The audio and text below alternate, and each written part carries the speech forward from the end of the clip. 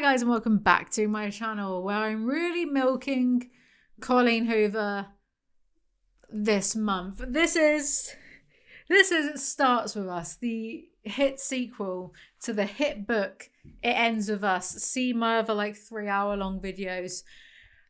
Just look at the Colleen Hoover slander playlist, which I'm sure that title is going to get me in trouble one day, but whatever. We've got a lot to do, so should we just get on with it? Let's just jump right in. Remember to follow me on Instagram, and if you want more access to me, I suppose, you can join my community. Link is in the description. This video is sponsored by Raycon.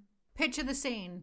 You're walking down the street, buses are honking, people are yelling, kids are crying. You just want to tune out the noise of the external world. So you pull out your brand new Raycon everyday earbuds. Now featuring active noise cancellation for when you want to block out the sounds of them. Who am I kidding? I don't go outside. But now with the Raycon earbuds, I'll be able to. The Raycon everyday earbuds have the same sound quality you'd expect from the big guys, but at half the price. And look how dinky they are. Look at that colour I got. Look at that colour scheme. Isn't that beautiful? Have you ever seen anything more beautiful in your entire life? Don't lie to me. Look me in the eyes when you lie to me. Oh my God. They're magnetic. Blew my mind. Always thinking of the little things, Raycon. Always thinking of the little things. Raycon have just launched their upgraded model of the best-selling everyday earbuds. You now get ergonomic design and multi-point connectivity. That's what lets you pair with 2 devices at once and active noise cancellation. They are available in a range of vibrant new colours to complement any and all skin tones. Look at this lavender, light purple, whatever. And look at this protective little case that they sent me. I've literally never seen earbuds in that colour or a case quite so cute. So if you've been meaning to check out Raycon but couldn't be bothered before, there's no better time than now, especially if you use my special link in the description box. Raycon also offers a 30-day happiness guarantee. So what are you waiting for? See what the fuss is all about. Raycon have a 32-hour battery life. That's a lot of hours. With a new quick charge function, 10 minutes of charging yields 90 minutes of battery. The ergonomic design comfortably fits the widest range of ears, with optimized gel tips for a cozy custom fit. And they're also weatherproof and sweat resistant. I personally love wearing these because I look great wearing them. I look good in purple. I look good in anything. And they fit nicely and don't fall out if you're going for a jog. You know all those jogs I go on? I wear these. So click the link in the description box or go to buyraycon.com/Alizee to get 15% of your Raycon purchase, plus free shipping. Thank you, Raycon, for sponsoring today's video. Dear reader, this book is a sequel to It Ends With Us and begins right where the first book concluded. For the best reading experience, there is no best reading experience here. This is Coho. There is no escape. It Starts With Us should be read second in the 2-book series. More incredible evidence that Coho thinks her audience is stupid. She thinks the idea of reading a book series chronologically is so advanced it literally needs to be spelled out to us. Why are you mansplaining how to read to me? Yes, we are reading It Starts With Us, which is actually a prequel to The Last of Us, where Ryle finally gets his face torn off by angry fungus zombies. Fungi? Zombie? Whatever. A zongus, if you will. I'll also accept Funbee. After It Ends With Us gained momentum on TikTok, I was inundated with requests for more Lily and Atlas. And how could I possibly deny a community that has changed my life? Easy. Just say no. Just say no. Just say no, no. Did those drug adverts never teach you anything? This novel was written as a thank you for the tremendous support. And because of that, I wanted to deliver a much lighter experience. This is the real reason that TikTok should be banned. You know, the first novel, she's saying here, the first novel was the hardest thing I've ever had to write due to its personal nature and heavy themes. This novel was the most money I had to write because money. Chapter 1, Atlas. Oh, good. Atlas's point of view. Who asked for this old, dried up mayonnaise's opinion? Atlas's restaurant has been graffitied with the word asshole spelled incorrectly, spelled asshole as in hole, as in I am not a hole anymore after reading all of this. And it reminds him of how his mother called him asshole as a kid. Don't trauma dump immediately on me, Coho. I've only just woken up. There was that guy who did the dishes before you hired Brad. What was his name? He was named after some kind of mineral or something. It was super weird. Quartz, I say. Be normal, Colleen, says the person nicknamed Alizee. I doubt he's holding a grudge after me after all this time. I fired him right after we opened because I found out he wasn't washing the dishes unless he could actually see food on them. Glasses, plates, silverware, anything that came back to the kitchen from a table looking fairly clean, he'd just put it straight on the drying rack. Dude, any of Coho's other immature male characters who did this would just be seen as quirky, so I fail to see the issue here. In fact, I bet Onesie Marshall does this because he's rich and doesn't understand why you don't just buy new dishes. Whoever broke in and left graffiti only stole croutons, so Atlas is like, I'm not reporting it because they were hungry and desperate, and it reminds him of being homeless, so he doesn't want this person arrested, which is noble or something, but croutons. They only ate croutons. Are you sure this was an act of desperation, or was someone from Made in Chelsea drunk and hungry? Croutons, not salad, not protein, not anything more substantial, just croutons. Okay, I'll move on. Okay, but maybe food was only the beginning. What if they come back for appliances next time, Darren says. Is the security camera still broken? He's been on me to get that repaired for months now. I've been busy. Atlas is lazy. The same Atlas who was in the military and runs a sensational business is suddenly now so lazy that he won't deal with security for said business. And I thought the restaurant was meant to be the embodiment of Lily and his love for her. Atlas hasn't heard from Lily yet. This book picks up straight after when they met at the end of the first book's epilogue, so he's obsessing, of course. I feel Darren hovering, looking over my shoulder at my phone screen. Is that our Lily? Brad perks up. He's texting Lily. Our Lily? I ask confused. Our girlfriend now, comrade. Chapter 2, Lily. My hands are still shaking, even though it's been almost 2 hours since I ran into Atlas. Grow up, you're a mother now. You know, I'm also just like laughing on behalf of all of the mothers I know, or like 2 of them. The idea that any of them would be flustered because a man spoke to them on the street earlier is so outlandish. Just how pathetic does Coho think women... Forget about it. I'm splotchy. I have carrots smeared across my shirt. My nail polish has been chipped since like January. He looks so good. He smelled so good. I probably smell like breast milk. She's a sour smelling mess, but still perfect, and Mr. Perfect Man wants her. I'm glad to see the shouts of pick me, have carried over to this book. She could have smell of baby vomit and men would be aroused. I haven't even checked our website for new orders today. I give myself one last look in the mirror, but all I see is an exhausted, overworked single mum. I had a solution for that, but no one listens to me. She's putting together a bouquet of apology flowers and then thinks, what if the man is apologizing for hitting this woman? And then immediately thinks about something else because Coho got bored and writing by the after effects of trauma is too much for her. I lunge for my phone as if the text is about to self-destruct and I only have 3 seconds to read it. I shrink when I look at the screen. It's not from Atlas, but rather from Ryle. Can she eat French fries? I shoot a quick response. Soft ones. Ryle has the baby 1 to 2 days a week. Why doesn't he know this already? And also, sorry, but isn't he a doctor? No power on earth or in heaven can prize Coho away from her belief in gender roles. Ryle could be a world-renowned expert in early child development, but would still be clueless when it came to his child, just so he could annoy Lily.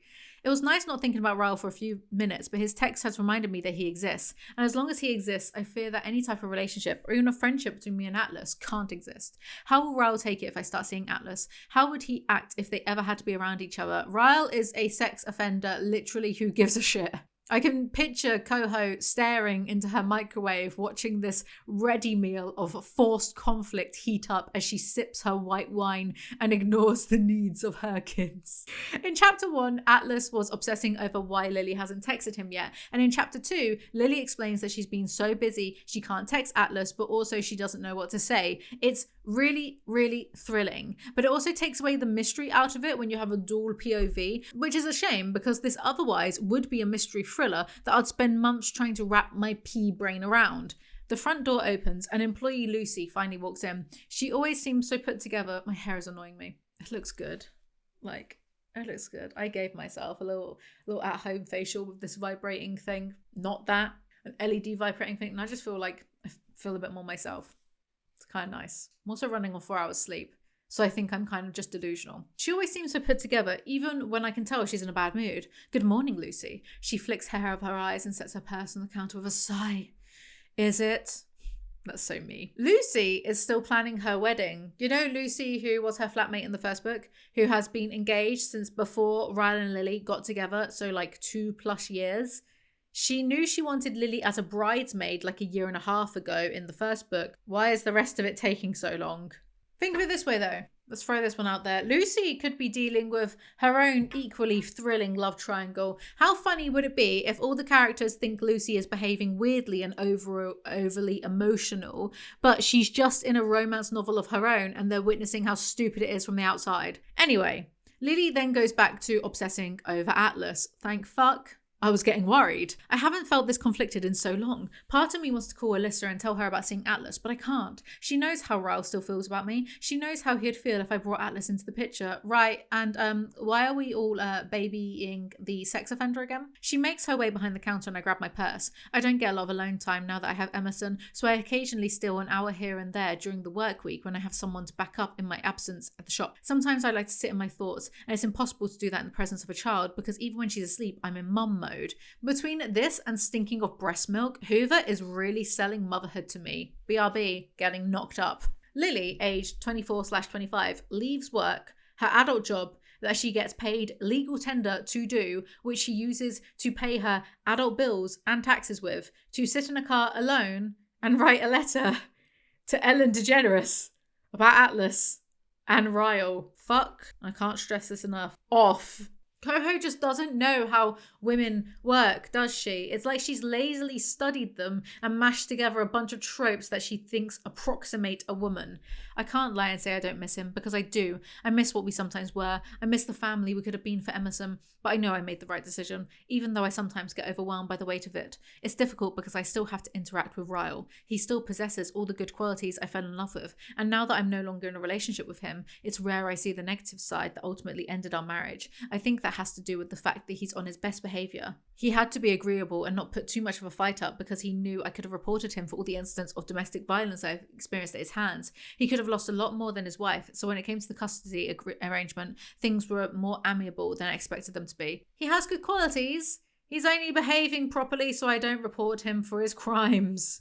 She writes this bit so casually that I can feel Coho excusing men from all the way over here. That may have been more because I put up less of a fight than he did. My lawyer was very straightforward when I said I wanted sole custody. Unless I was willing to drag the dirtiest parts of our rock bottom into a courtroom, there wasn't much I could do to prevent Ryle from getting visits from Emerson. And even if I were to bring up the domestic violence, my lawyer said it's very rare that a willing and successful father without a record who provides financial support would have any sorts of rights removed. I was looking at two options. I could choose to press charges and drag this through the courts, only to be met with a very possible joint custody arrangement, or I could attempt to work an agreement out with Ryle that would satisfy us both while preserving our co-parent relationship. I have no idea if this is true or convenient, so I'm just going to throw it out there and see what the comments make of it.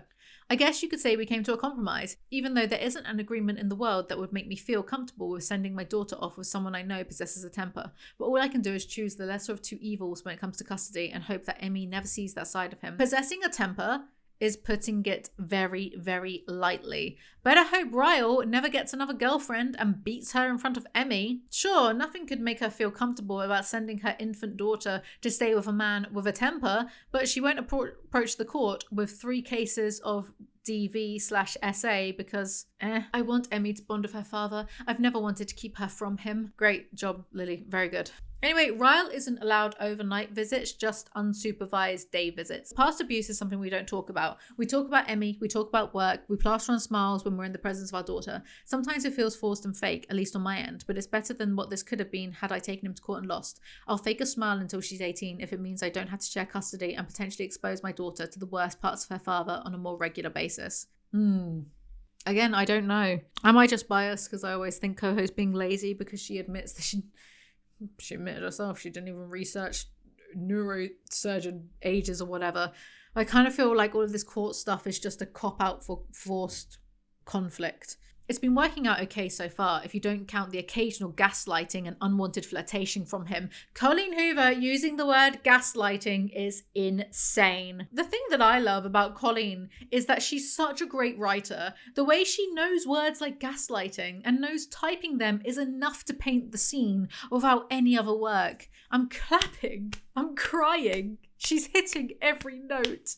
As clear as I've made my feelings during this divorce, he still has hope for us. He says things sometimes that indicate he hasn't fully let go of the idea of us. I fear that a huge part of Ryle's cooperation rests on the notion that he'll eventually win me back if he's good enough for a long time. He has it in his head that I'll soften over time. So he's still just an entitled, creepy piece of shit that Lily is tied to forever because of the baby.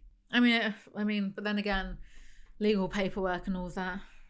Short-term legal work is definitely more effort than 18 years of this.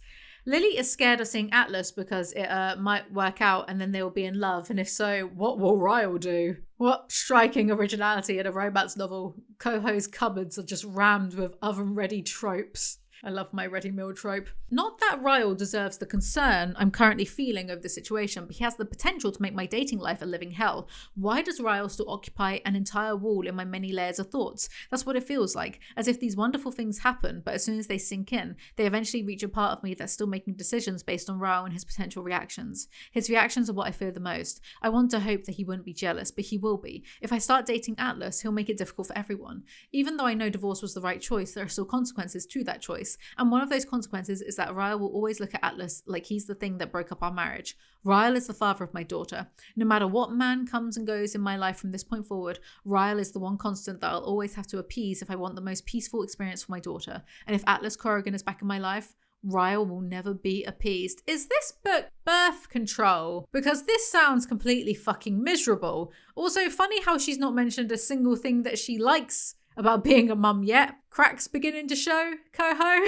She has the rationale, Lily that is, of a teenager, not a mum in her mid-20s who runs a successful business of her own. This is also fake and forced because Lily has to be a flip-flopping pile of faux angst in order to push the story, don't make me laugh, onward. Or will I always have an Atlas-shaped hole in my heart unless I allow him to fill it? That is a weighty innuendo. I'm almost proud. Chapter 3, Atlas.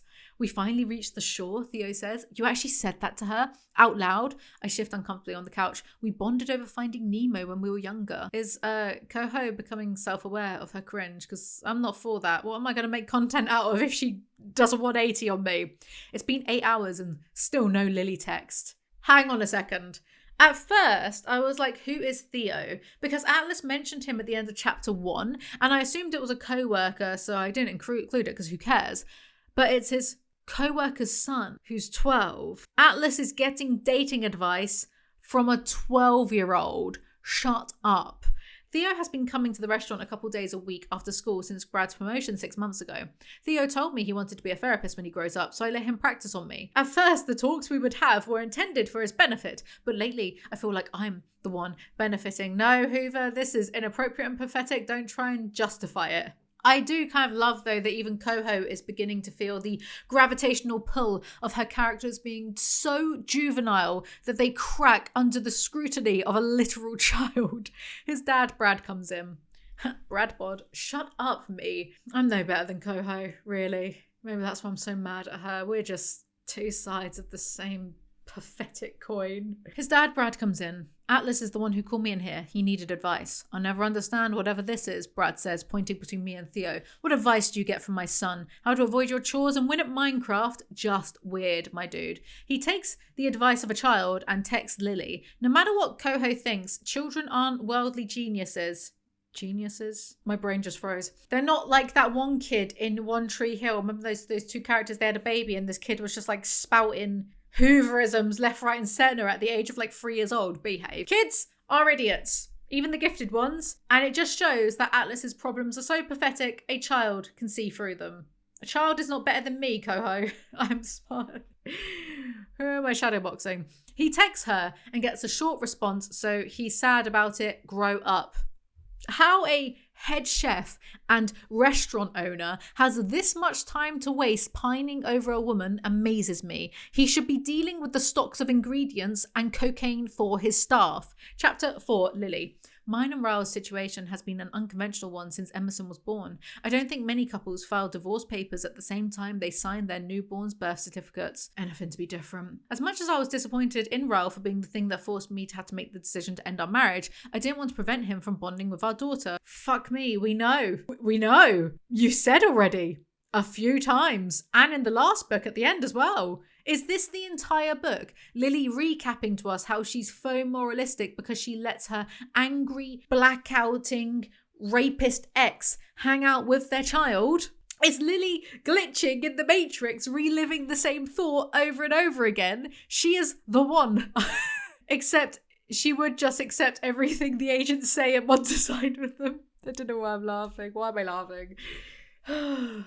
Just keep seeing myself, keep getting like bouts of not derealization, the other one depersonalization, where it's like, is this my life? I think so. I'm the no, I want to be the Joker. He's cooler. But it's like Hoover and I, you decide. One of us is the Joker, one of us is Batman. Unstoppable force, immovable object. So am I Joker? I think I am. Does this mean I'm going to blow up a ship full of people? Probably by the end of this. But we're destined to just kind of do this forever. I'm in for the long haul. I'm all in, babe. If you're in, Hoover, let's just do this like airplane in the night style, like shooting stars. I could really use a wish right now. Wow. Improvisation.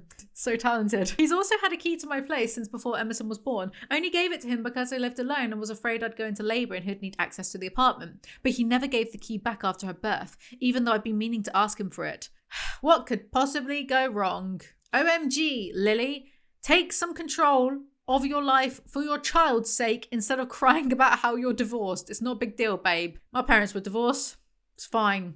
He texted me, this happened, it's fine. He texted me just before I closed the shop earlier and told me Emmy was tired, so he was taking her to my place to put her to bed. The frequency he's been using the key lately is making me wonder if Emmy is the only one he's trying to spend more time with. In the next paragraph, he's immediately being creepy from like what I said, what could possibly go wrong? He's immediately being creepy. She goes home and Ryle is there with takeout from her favourite place. What a fucking Nosferatu. Of me that said that. I'm actually trying harder with my scripts now. I was trying out before, but God, it's mind-numbingly draining reading the same shit over and over. But I'm trying harder now that I know that someone else is reading through them as well. You won't be able to tell what's my comments and what's Rob's. I don't like this. He's been making himself more and more comfortable here, but I'm emotionally drained from the day already. God, me too, babe. Drained from the day already, so I shake my head and decide to confront the issue at a different time. Okay, on one hand, the Phil Mitchell side of me reading this was like, confront him now, kick him out, kill him, you wimp. Get out! Get out! Come on!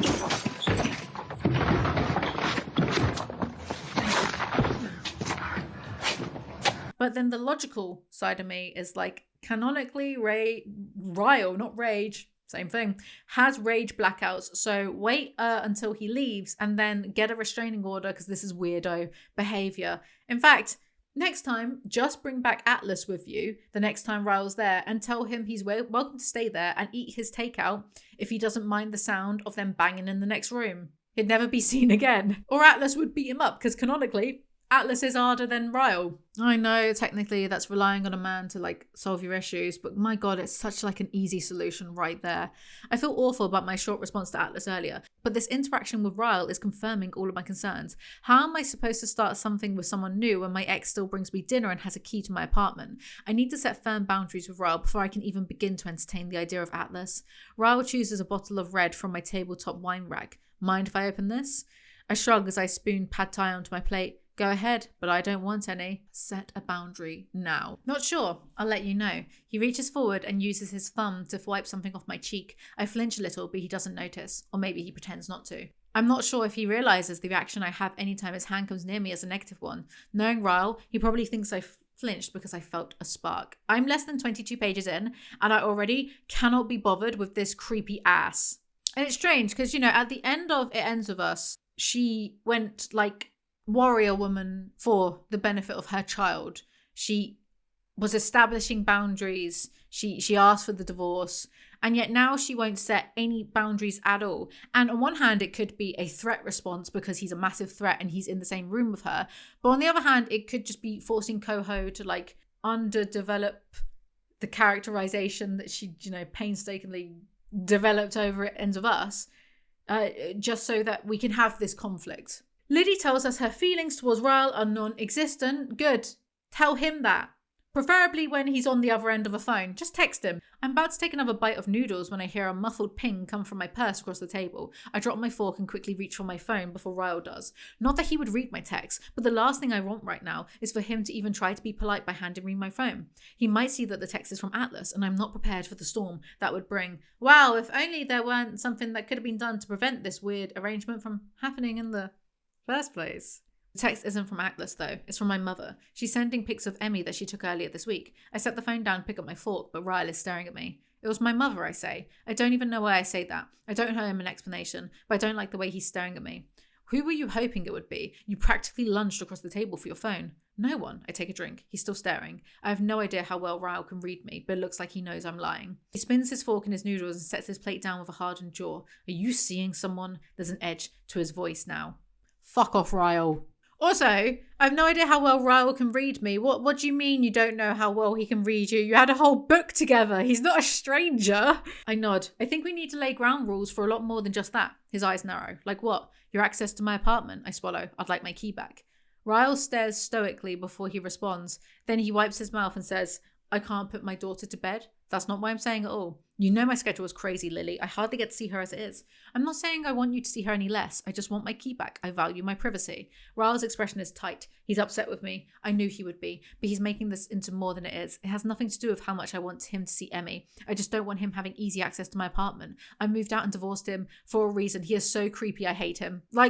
She's really kind of regressing past her development at the end of the last book. We're back to square one -2. Is Coho seriously just starting a new cycle of abuse for money? I'll just start keeping her overnight then. He says it was such conviction while eyeing me for a reaction. I know he can feel the discomfort I'm suddenly drowning in. I keep my voice calm. I don't think I'm ready for that.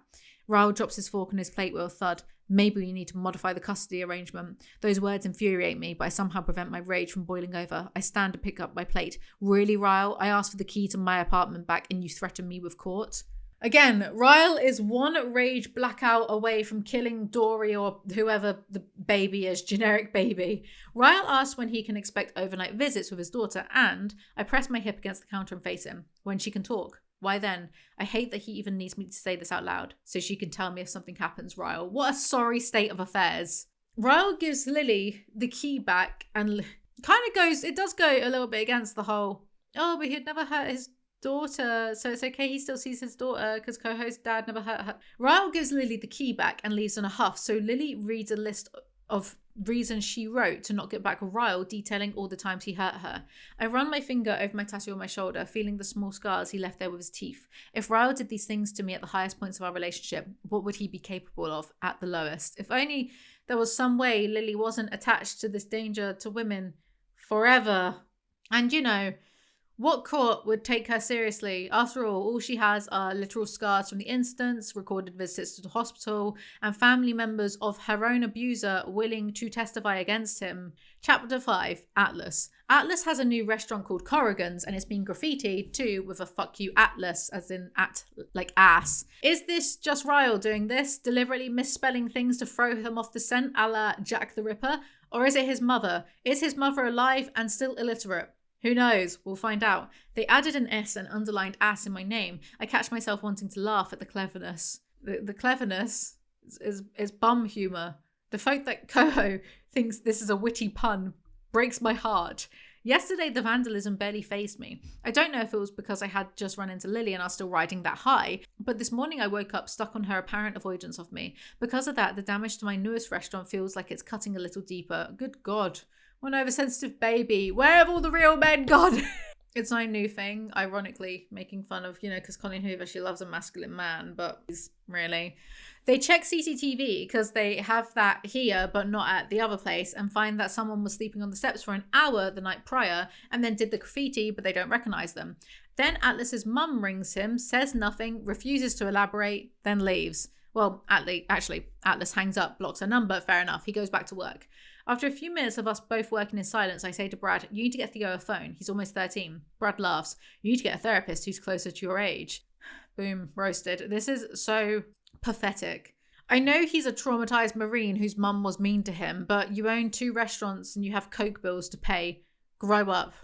Now, can we business expense those Coke bills for tax purposes? Or I'll ask my accountant, and still wouldn't be the weirdest thing I've ever asked him. Chapter 6, Lily. Lily is with Alyssa and she's being superficial, so I don't care to discuss it.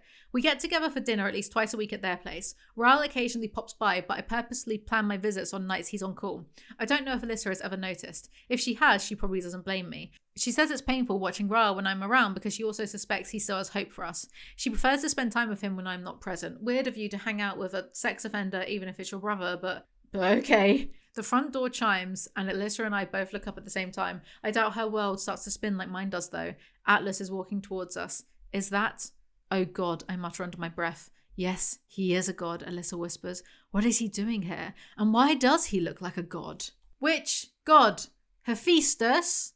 If Ryle is the god of biceps, Atlas is the god of try not to cryceps. Why is he out and about without his emotional support teenager? Atlas brings Lily lunch. I turn my attention back to the lunch Atlas brought. Thank you, what is it? Our weekend special, Atlas says. It's called Why Are You Avoiding Me, Pastor? It's been one day, can you chill the fuck out? At least he has the decency to be like, do you want me to leave? It's not a lot, but at least it's something. It's honest living. He had the same impact on me when I was younger, but I was more naive back then. I didn't know how rare men like Atlas were, so I didn't know how lucky I was to have him in my life. Name 5 traits that make him so great. Then Alyssa bursts in and says that Ryle is almost there and they need to hide Atlas. This is so childish. Also, Atlas has beaten up Ryle once before, and by God, he can do it again. They actually hide Atlas in a cupboard. I love that the sequel to a domestic violence novel is this cartoon. We then get this absolute rom-com movie scene. Ryle makes a move like he's about to go, but then he turns and sniffs the air. What smells so good? His and Alyssa's eyes meet the bowl at the same time. Alyssa pulls it to her, cradling it. I cooked lunch for me and Lily, she lies. Ryle raises an eyebrow. You cooked? He reaches for the bowl. I have to see this. What is it? Alyssa hesitates before handing him the bowl. Yeah, it's chicken. Barabadula meat. She looks at me and her eyes are wide. She is such a horrible liar. Chicken what? Ryle opens the bowl and inspects it. It looks like shrimp pasta. Alyssa clears her throat. Yeah, I cooked the shrimp in chicken stock. That's why it's called chicken barabadula meat. It's annoying because stuff like this just doesn't happen IRL, or if it did, you'd just tell the person to fuck off and mind their own business and get their griming paws off your lunch. Anyway, Ryle, because he's a smart doctor, buys this and leaves, so Lily fetches Atlas from the closet. They're all in their mid-20s, by the way. Well, wrong, actually. Ryle is a 30-plus-year-old man. They continue discussing their boring love life. I pull my bottom lip and bite down on it. I want to say okay because I want Atlas to call me, but I also want Atlas to know that me hiding him from Ryle inside this closet is probably on par with how the rest of our interactions will go, since Ryle is always going to be in the picture, considering we share a child. This sounds very mature. His complications become my complications. He's the father of my child. Atlas dips his head ever so slightly. Exactly. He's her father. He's not your husband. So you shouldn't allow your concern for his feelings to persuade you to give up what could be the second best thing to ever happen to you. Huge thing to say about yourself. Male ego knows no bounds. He says that with such conviction, my heart feels like it's tumbling down my ribcage like a plinko chip. The second best thing to ever happen to me? I wish his confidence in us were contagious. What's the first best thing to ever happen to me? He looks at me pointedly.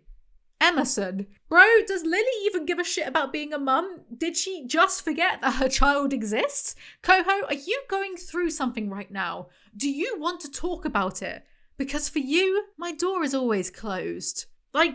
Was kind of crying with laughter at Lily forgetting her own daughter, who only becomes important once a man reminds her. She's like Lady Mary in Downton Abbey, who seems to forget she has a child running about the manor house somewhere. Yeah, because I've watched Downton Abbey. Atlas leaves with the promise of calling her later, and Alyssa tells her off for putting him in a closet. I had no choice. Atlas is the one guy on this earth Ryle would never approve of me dating. Who cares about Ryle? This book would be 2 paragraphs long if one of these characters was an adult. I hated to break it to you, but there's only one guy on this earth Ryle would approve of you dating, and that's Ryle. Yeah, your brother is a piece of shit. Catch up. Yeah, my brother sure is a controlling ghoul. I'll mention it to him at lunch tomorrow. I mean, I won't, but I sure will imagine myself doing it.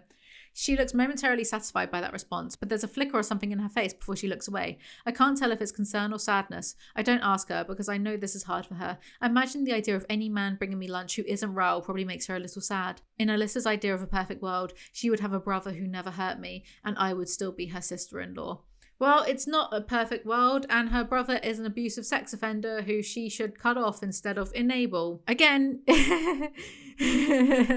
if she were an adult and not a cartoon, she would set boundaries with her brother in order to protect old man baby Emerson, her French child, and her own niece. And I said Emmy is a girl, and Rob said Emerson is an old man's name, though. Like that episode of Scrubs of Matthew Perry where he's called Murray.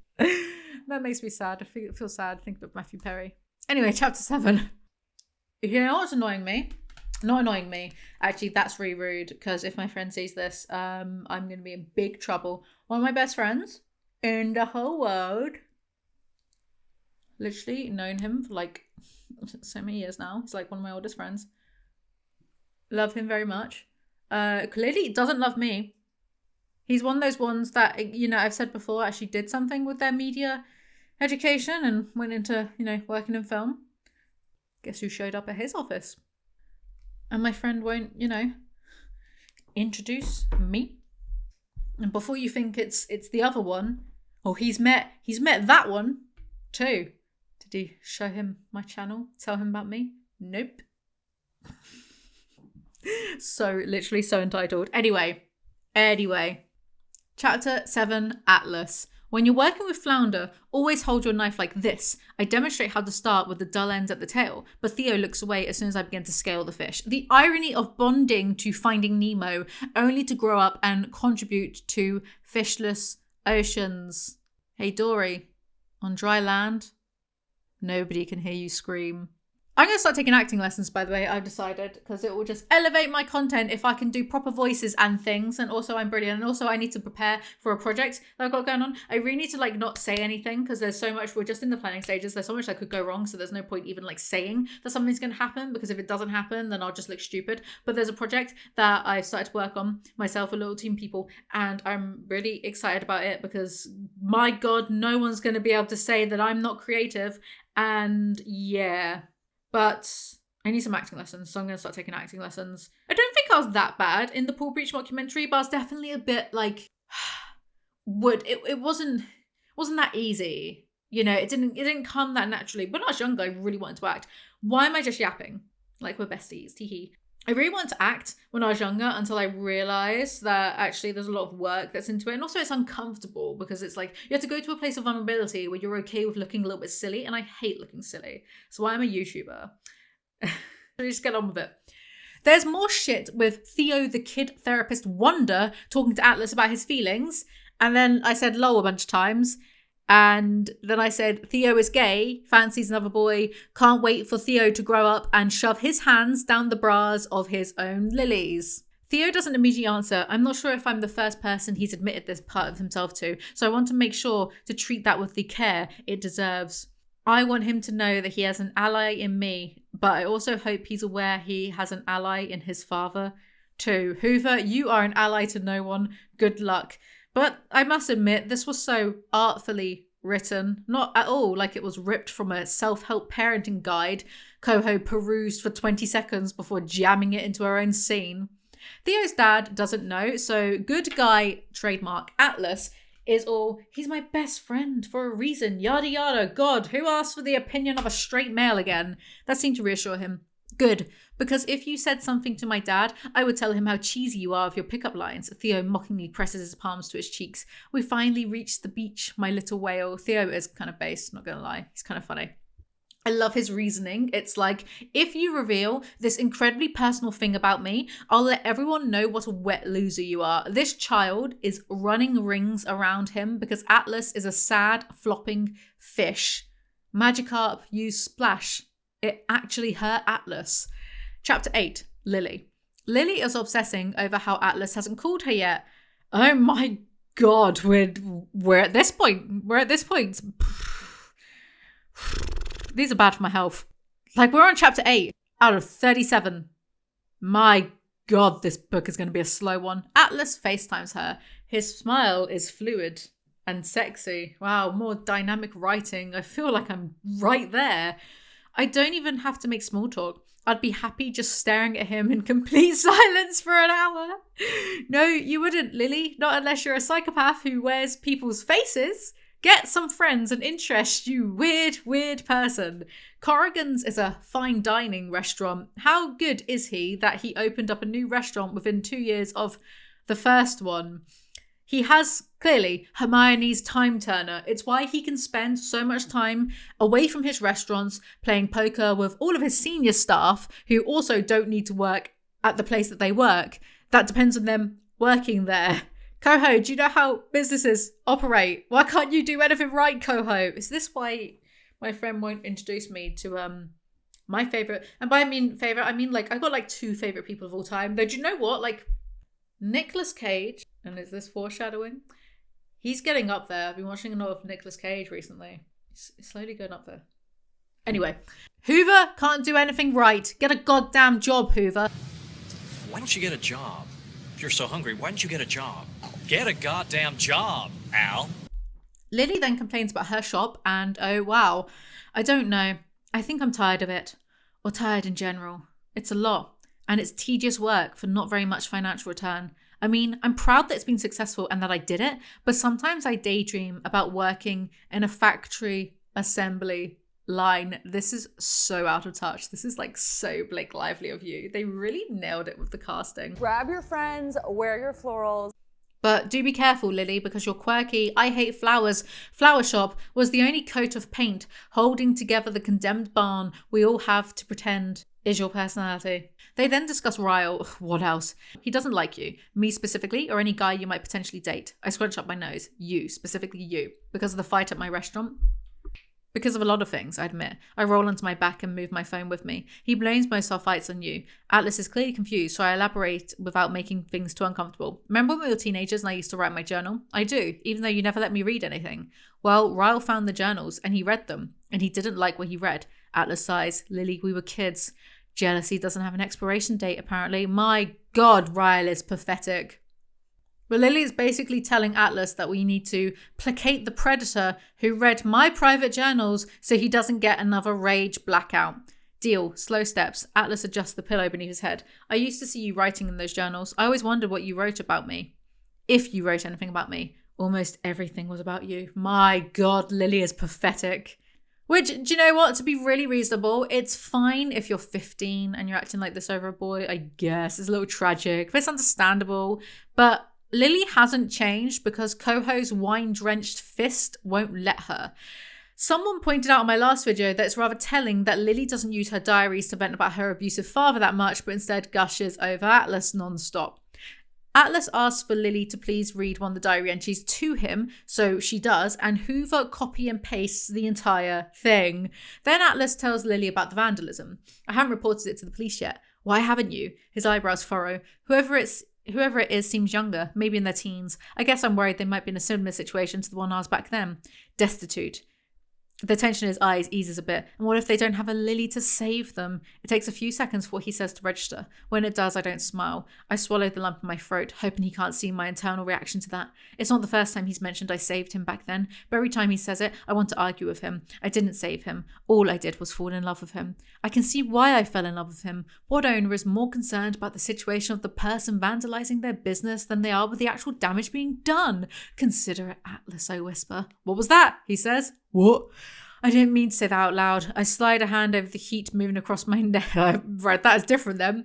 Nothing. With all my heart, mind, and soul, Atlas is literally just some bloke. And you know, yeah, he might be more concerned about the person, but he still can't be bothered to install security measures at the restaurant inspired by her, though. I'm laughing when Emmy begins to work up a cry across the hall. I sigh because I don't want to hang up. What is that writing? I'm laughing. I sigh. I'm this, I'm that. Shut up. But I'm also not the mum who can let her child cry out. Really? Because a chapter ago you forgot she exists. They arranged their first date for a week later. Even the way he makes such intense eye contact while saying goodbye makes my stomach flip. Sounds a bit ominous to me. I feel sullied. This is all Coho has to offer us as evidence of Atlas being somehow interesting. Chapter 9, Atlas. Let me see a picture, Theo says. He's sitting on the back steps watching me pick up shattered glass and several bags of trash from the third incident, which occurred last night. Brad called this morning to let me know Bibbs was hit again. He and Theo met me here to clean it up, even though I told him not to worry about coming. I hate when my employees have to show up for anything on the only day of the week we're closed. I don't have a picture of her, I say to Theo. So she's ugly? I toss the box of glass into the dumpster. She's gorgeous and way out of my league. Ugly would still be out of your league, he deadpans. What a little shit. Also, notice how they say that they're only closed one day of the week, and yet they're always taking breaks, wandering off, playing poker. What is jobs? How do jobs? Anyway, blah blah blah, the fight with Ryle and Atlas is brought up and Theo wants to know why. I don't even remember it, mutter. I do think this could be a good teaching moment with Theo about how to never treat a partner, but it's part of Lily's life I don't feel comfortable talking about without her present. It's also part of her life I shouldn't have interfered with, even though I wouldn't take it back if given the chance. As immature as my reaction might have been that night when I hit Ryle, I was holding back. I wanted to do more than punch him. I have never been that angry at another human, not even my mother or stepfather, not even Lily's father. Men doing nothing to educate future men because, and you can dress it up however you want to, they are lazy. Also, I don't care, Atlas should have kicked Ryle's ass even more. Lily calls Atlas. Lily's mother has a new boyfriend. Good for her. Ew. His name's Rob. What about you? Does your uncle still live in Boston? My uncle? Oh, I did tell her that. I squeezed the back of my neck and wince. My uncle. I can't remember the exact lie I told her back then. It's been so long. My uncle died when I was 9, Lily. Her eyebrows wrinkle in confusion. No, you moved in with an uncle when you were 18. It's why you left. So it turns out Atlas lied about his uncle because he felt bad for living in Lily's room. Instead, he moved into a homeless shelter in Boston. Hoomer, can you stop trauma dumping for 5 minutes? Eat less fiber, please. I beg of you. The way Atlas is continually portrayed as noble is hilarious. He would cry at a fluttering American flag. It's even funnier that Coho fell in love with Ryle instead of him. They yap, and Atlas says he doesn't use social media much. I'm too busy for it. I downloaded TikTok a few months ago, but that was a mistake. So canonically, the characters all know what TikTok is, but none of them know that Ellen DeGeneres is horrible and cancelled. How did he even have the spare time for TikTok? That's his pining for Lily time. Then she accidentally flashes Atlas whilst breastfeeding. I'm so sorry. For what? I think I just flashed you. You did, but it's not something you should apologise for. I should thank you. Yeah, sexy image that. Babies having their dinner. I can't see Emerson, but I can tell Lily's looking down at her because she gets this smile on her face that I only see when she's talking about or looking at her daughter. Yeah, when she remembers the fucking daughter exists. It's a smile born from pride and one of my favourite expressions to see flash across Lily's face. Proud of what? Emmy has won. Can't even speak yet. One more reason why I am better than an infant. Also, this writing is so lazy. Lily, to my knowledge, hasn't had a single thought about how great it is to be a mother or the things she delights in regarding the spawn. So Coho just makes Atlas fawn over some imagined behaviour that's bolted on. Shut up. Of course it is. I remember what Theo said about wanting to see a picture of Lily, so before she ends the call, I take a quick screenshot. It makes an obvious screenshot noise, and Lily tilts her head curiously. Did you just take her? I wanted a picture of you, I say quickly. Bye, Lily. I end the call before I let myself be too embarrassed by that. I had no idea it would make that noise and she'll be able to hear it. Theo better appreciate this. Or you could have just asked her to send you a selfie when, she feels hot, and not post breastfeed for you to gloat to a 12-year-old about you weirdo.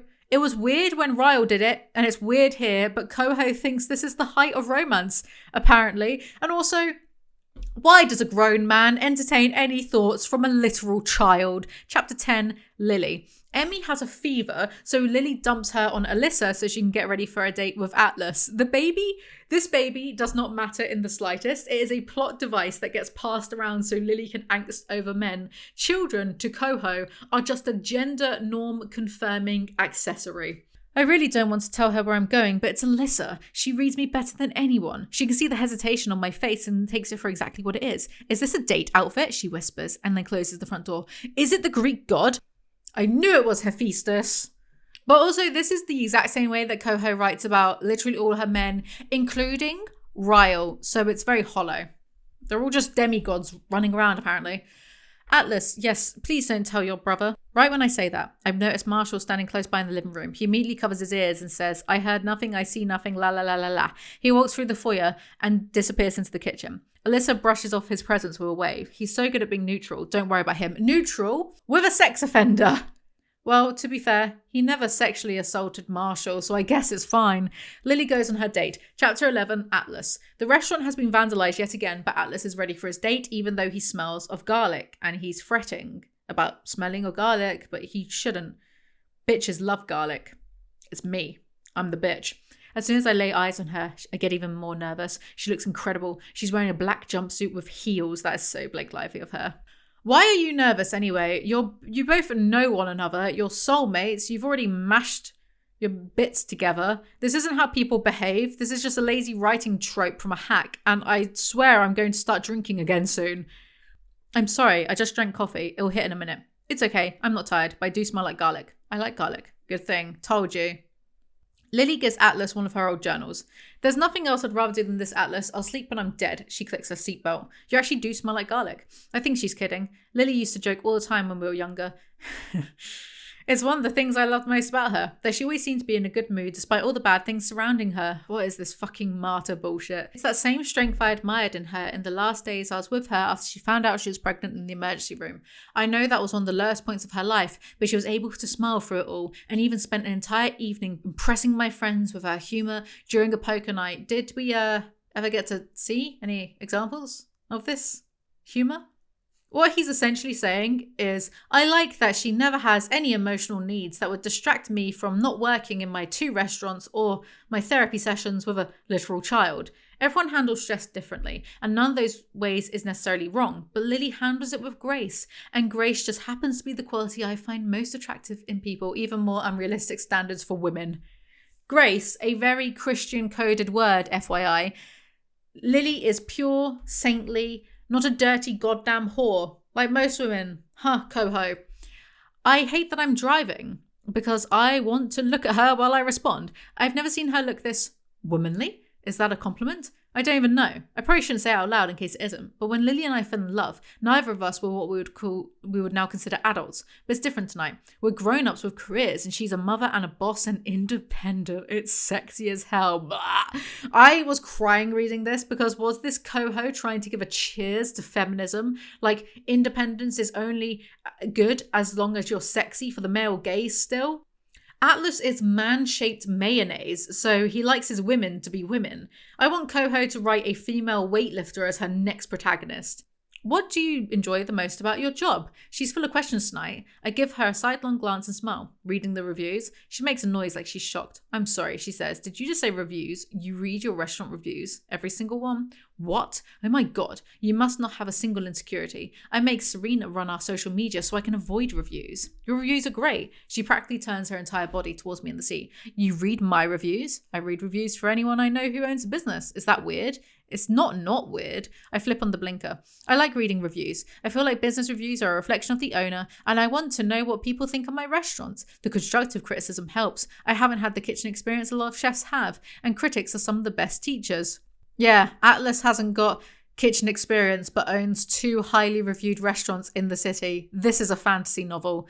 What do you get out of reading reviews about other people's businesses? Nothing really. I just find it entertaining. Do I have any bad ones? Lily looks away from me, half turning so she's facing forward again. Never mind, don't answer that. I'm just going to pretend they're all good and that everyone loves my flowers. Everyone does love your flowers. So Atlas clearly isn't Coho because Coho can't deal with constructive criticism to save her life and once sicked all of her fans on a smaller YouTuber, Caleb Joseph, because he wasn't kissing her ass. So shut up, Hoover. I bet if she ever saw my reviews, they would make her want to shit. They talk about past relationships. A little more than a year. I met her while I was in the military. Why'd you break up? We moved in together. That's why you broke up? I think living together escalated the realization that we were incompatible. Or maybe we were just at different points in our lives. I was focused on my career and her focus was on which outfits to wear to the... Shut up! Shut up! Which blah, blah, blah, blah, outfits to wear at the clubs I was too tired to go to. Oh no, not the clubs. Shallow bitches, am I right? Bitches who go to clubs don't have quirks or virginities. Atlas then has to take a work call and Lily falls asleep in the car. They arrive early at the restaurant so he just lets her sleep. Her snore is as endearing as she is. It's delicate, almost too light to hear. My God.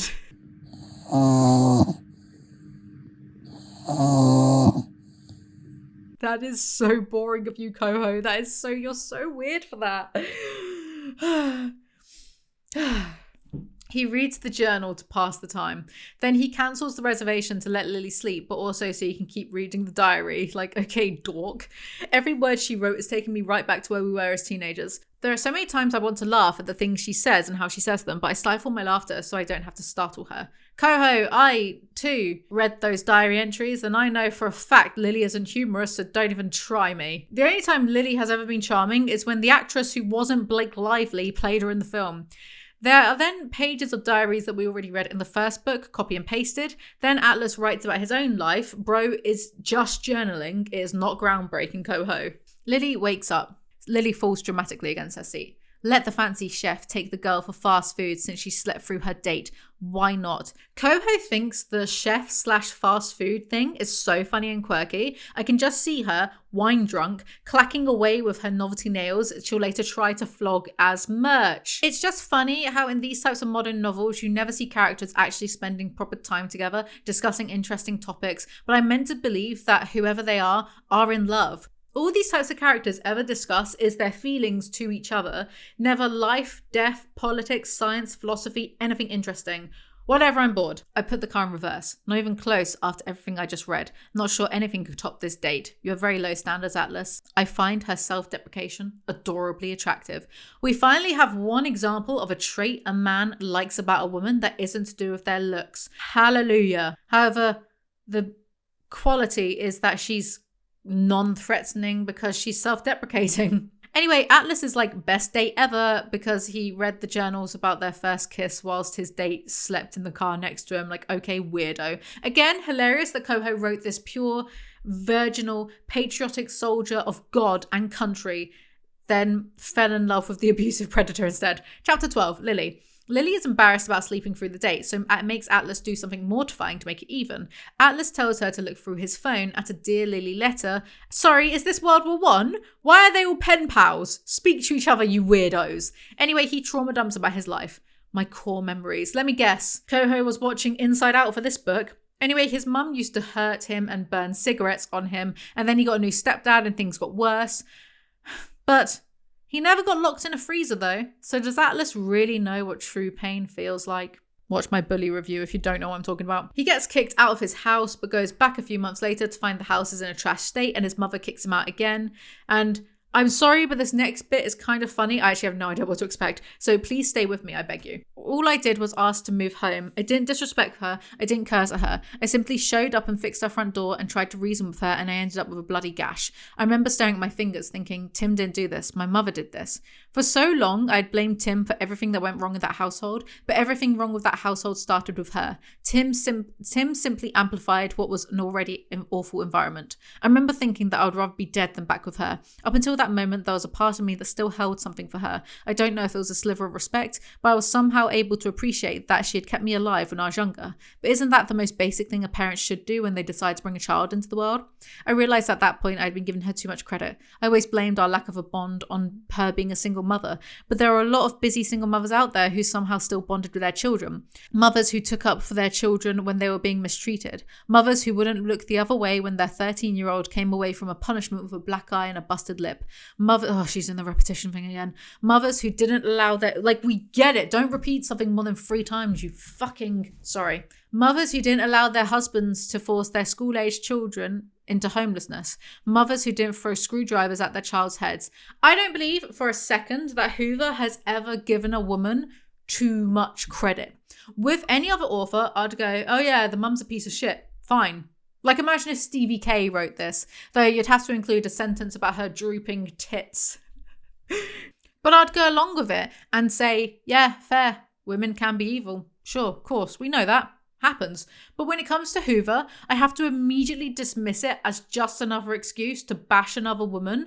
Why is Hoover constantly shadowboxing at all the evil fictional women she believes are being mean to men? There are 3 types of women to Coho: virginal wonder pussies, fairy tale crones with whom men must be saved, and miscellaneous. Anyway, he ends his letter with a, you saved me, Lily. Okay, and then Lily cries like a wee baby and they hold hands and get hamburgers. Lily has never been outside of America except to go to Canada. Key. So if Lily gets married again, she wants a proper wedding, not an elopement, and to visit Paris, Rome, London. Romantic places in Europe. What? London? Jeff! Get your bowler hat on, Gaz. We're moving to London. I'm calling the police. There you know, mate. Huh? What do you know, what? Fuck off. Fuck off! Beg your pardon? You heard me. Get him our pub. London? But he's right. It was a low point in both our lives, but being with him was still somehow the highlight of my teenage years.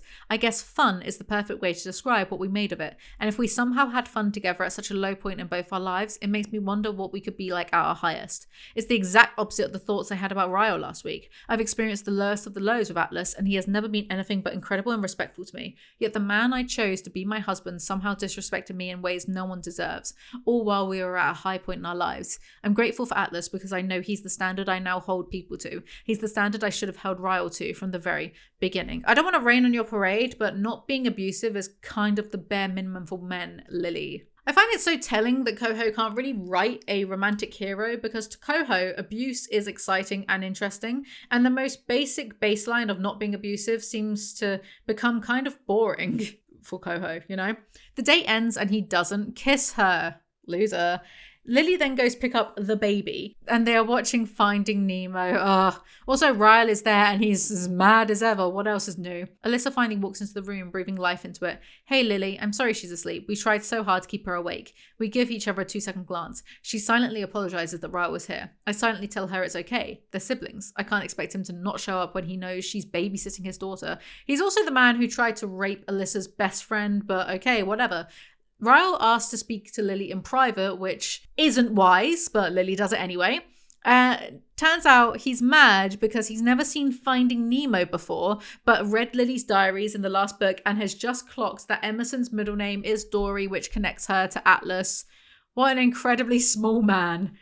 I clear my throat, making room for the truth. I chose that name because the character inspired me when I was younger. It had nothing to do with anyone else. Ryle releases an exasperated, disappointed laugh. You're a real piece of work, Lily. Says you. And I wrote a word that I can't say on YouTube. Lily attempts to leave because she's rightfully scared of Ryle, but he states they are changing the baby's middle name now. I keep my voice firm and steady when I respond. We named her Emerson after your brother. That's your connection to her name. Her middle name is my connection. It's only fair. You're reading too much into it. I try to sidestep around him, but he moves with me. I glance over my shoulder and to measure the distance between myself and the ledge. Not that I feel like he'd throw me over it, but I also didn't think he'd be capable of shoving me down a flight of stairs. Jesus Christ. Lily is adamant that she named her kid Dory for herself and not for Atlas. Don't even try and justify yourself, Ryle is a lunatic. But Ryle's reaction is making me want to apologise, because Finding Nemo does mean something to both Atlas and me, and I knew it when I ran after Atlas on the street to tell him about her middle name. Maybe Ryle deserves to be angry. Therein lies our issue though. Ryle can be angry, but that doesn't mean I deserve everything that accompanies his anger. I'm falling back into that same trap of forgetting that nothing I could do would warrant his extreme past reactions. I may not be perfect, but I don't deserve to fear for my life every time I make a mistake. And this may have been a mistake that deserves more discussion, but I don't feel comfortable having a conversation about it with Ryle on a rooftop without witnesses. You're making me nervous. Can we please go back downstairs? Ryle's entire demeanour changes as soon as I say that. It's like he punctures against the sharp insult. Lily, come on. He moves away from the door and walks all the way to the other side of the balcony. We're arguing. People argue. Christ. He spins away from me, giving me his back now. I actually hate him. What a gaslighter, acting as though he's not one mood swing away from throwing her off the roof. My mouth actually dropped open at this. Here comes the gaslighting. He's attempting to make me feel crazy for being scared, even though my fear is more than warranted. Colleen Hoover, you little rascal. You've been spending time on TikTok with Gen Z, I see. Look, it's all too little too late. But here's one very small kudos. Except it does also sound like the writing in this passage was ripped from a self-help book as well. It upset me to find out that our daughter's middle name might have been something you chose to deliberately hurt me. You can't expect something like that to not affect me. What a narcissist. No, everything's about you. Then he tries it on with her. Well, if I've changed, he asks. Really changed. His eyes are full of a mixture of sincerity and sorrow. It does nothing for me. Absolutely nothing. I don't care if you've changed, Ryle. I hope you have, but it's not my responsibility to test that theory. Says the guy who was clearly this close to attacking her again. Then he storms off in a huff, slamming doors to really drive the point home that he's obviously changed. Totally. Believe me, this isn't the first time he's asked me what we're doing, like our divorce is some long game I'm playing. Sometimes he'll say it in passing, sometimes in a text, sometimes he makes it a joke, but every time he suggests how senseless our divorce is, I recognise it for what it is, a manipulation tactic. He thinks if he treats our divorce like we're being silly, I'll eventually agree with him and take him back. Get a restraining order. His life would be easier if I took him back. Alyssa and Marshall's lives might be made easier by it because they wouldn't have to dance around our divorce and their relationship with him. I don't know if Coho realises how serious an attempted rape is. Why would Alyssa and Marshall bother to dance around Ryle, the sex offender? It's not like they're going to say, one day we'll look back at this and laugh. Behave. Still crying a few minutes later when I hear Alyssa's door open. I look up to find Marshall exiting the apartment carrying 2 bags of trash. He pauses when he sees me sitting on the floor. Oh, his eyes dart around as if he's hoping someone else will help me. Not that I need help, I just needed a moment of respite. Marshall is a useless man. Lily is sitting on the floor, crying after a private conversation with someone who has a history of violence. What would most people's first impressions be of this? But no, Marshall was just there, uselessly. Marshall pulls up a leg like he's about to stand up and go after Ryle. Yeah, right. Did he hurt you? No, he was fairly calm. Again, why is Ryle in their lives when he's such an apparent threat to Lily? I feel bad that I'm laying all of this on Marshall. It's not fair to him because Ryle is his best friend. Why are you best friends with a wannabe rapist, bro? Then again, Ryle didn't try to rape Marshall, so I guess I'm the one who's just not getting it. Like, it's clearly fine, right? Then Marshall dumps on Lily that Alyssa once cheated on him and they worked through it and he never once thought about physically hurting her. Marshall looks at me with sincerity. When I think about Ryle hitting you, I get absurdly angry. Because I love him. I do. He's been my best friend since we were kids. But I also hate him for not doing better. Nothing you have done and nothing you could do would excuse any man's hands on you out of anger.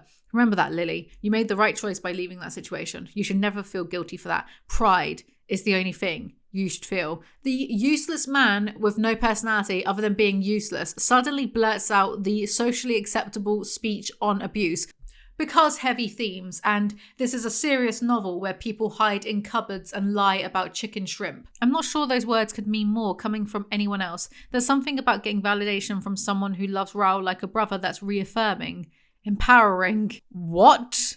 Even if, yes, there's something very validating about it coming from Marshall, even if he's never displayed any qualities of sympathy, intelligence, or anything else before, and was just a convenient mouthpiece for Coho because he's checks notes, a man. Chapter 13, Atlas. Atlas's mother is at one of his restaurants. I'm glad he's not asking too many questions, since I have no idea why she's here, or who she even is now. She probably wants money. Hell, I'd give it to her if it means I don't have to deal with her calling or showing up again. I should prepare for the outcome. I go to my office and grab a handful of cash out the safe. Yeah, that's not how that works, mate. You give her money, she shows up again in 2 months' time asking for more. Coho, why don't you know anything?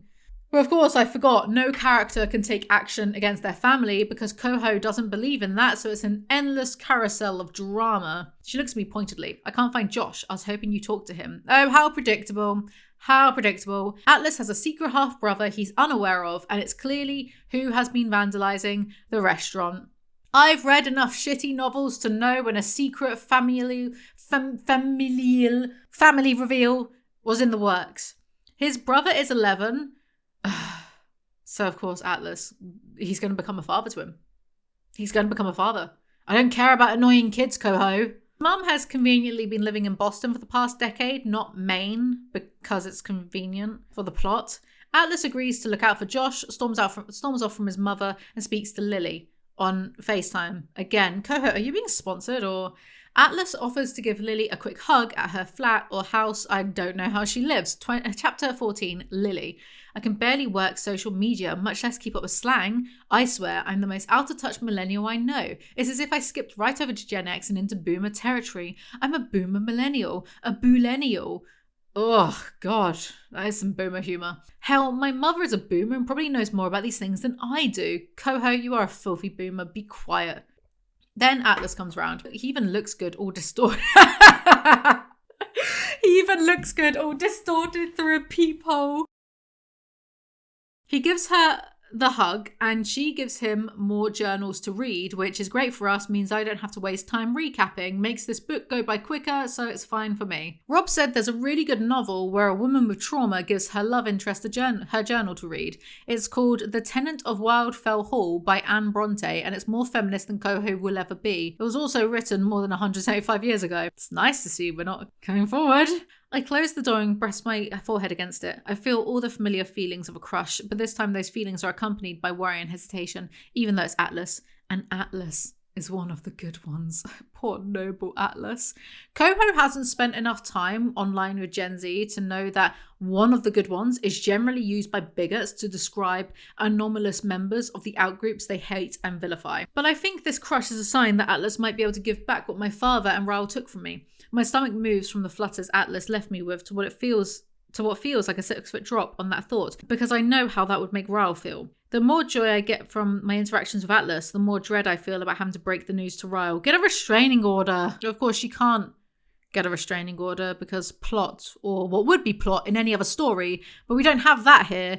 We just have tedious wheels spinning because Coho wants a new house. Chapter 15, Atlas. Atlas be yapping about how he bought his first restaurant and blah blah blah. It reminded him of Lily because because a tree was in the middle of it. What are you, a wood elf? I'm not sure if it was the tree or the fact that the restaurant came almost fully stocked and staffed, but I felt a pull to buy it when it became available. It wasn't my goal to own a restaurant right out of the military. I planned to work as a chef to gain experience, but when this opportunity presented itself, I couldn't walk away from the prospect. I used the money I saved up for my time as a Marine and I secured a business loan, bought the restaurant, changed the name, created a whole new menu.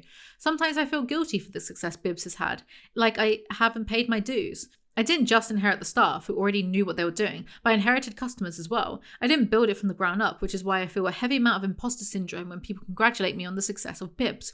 That's why I opened Corrigan's. I don't know that I was trying to prove anything to anyone other than myself, but I wanted to know that I could do it. I wanted the challenge of creating something from nothing and watching it flourish and grow, like what Lily wrote in her journal about why she liked growing things in her garden when we were teenagers. Maybe that's why I feel more protective of Corrigan's than I do over of Bibbs, because I created it from nothing. Why are you talking at me so much? That was all boring too. But it is tiring writing books, so we're all just going to have to forgive Coho here for having her characters express their exact feelings on a subject without any kind of art or subtext. We're just getting it out of the way because we need to get back to worrying about our feelings for whoever the fuck. Anyway, he's hanging around Bibbs to catch the vandal, his brother. I go back to reading the journal, even though the last couple of entries have been painful to read. I didn't realise how much my leaving for Boston impacted Lily when she was younger. In my mind at that age, I felt like an inconvenience to her life. I had no idea how much she felt I brought her back to life. Wait, what? Whatever. Reading the letters she wrote back then has been a lot more difficult than I expected it to be. I thought it would be fun to read her thoughts, but when I started reading them, I remembered how cruel our childhoods were to us.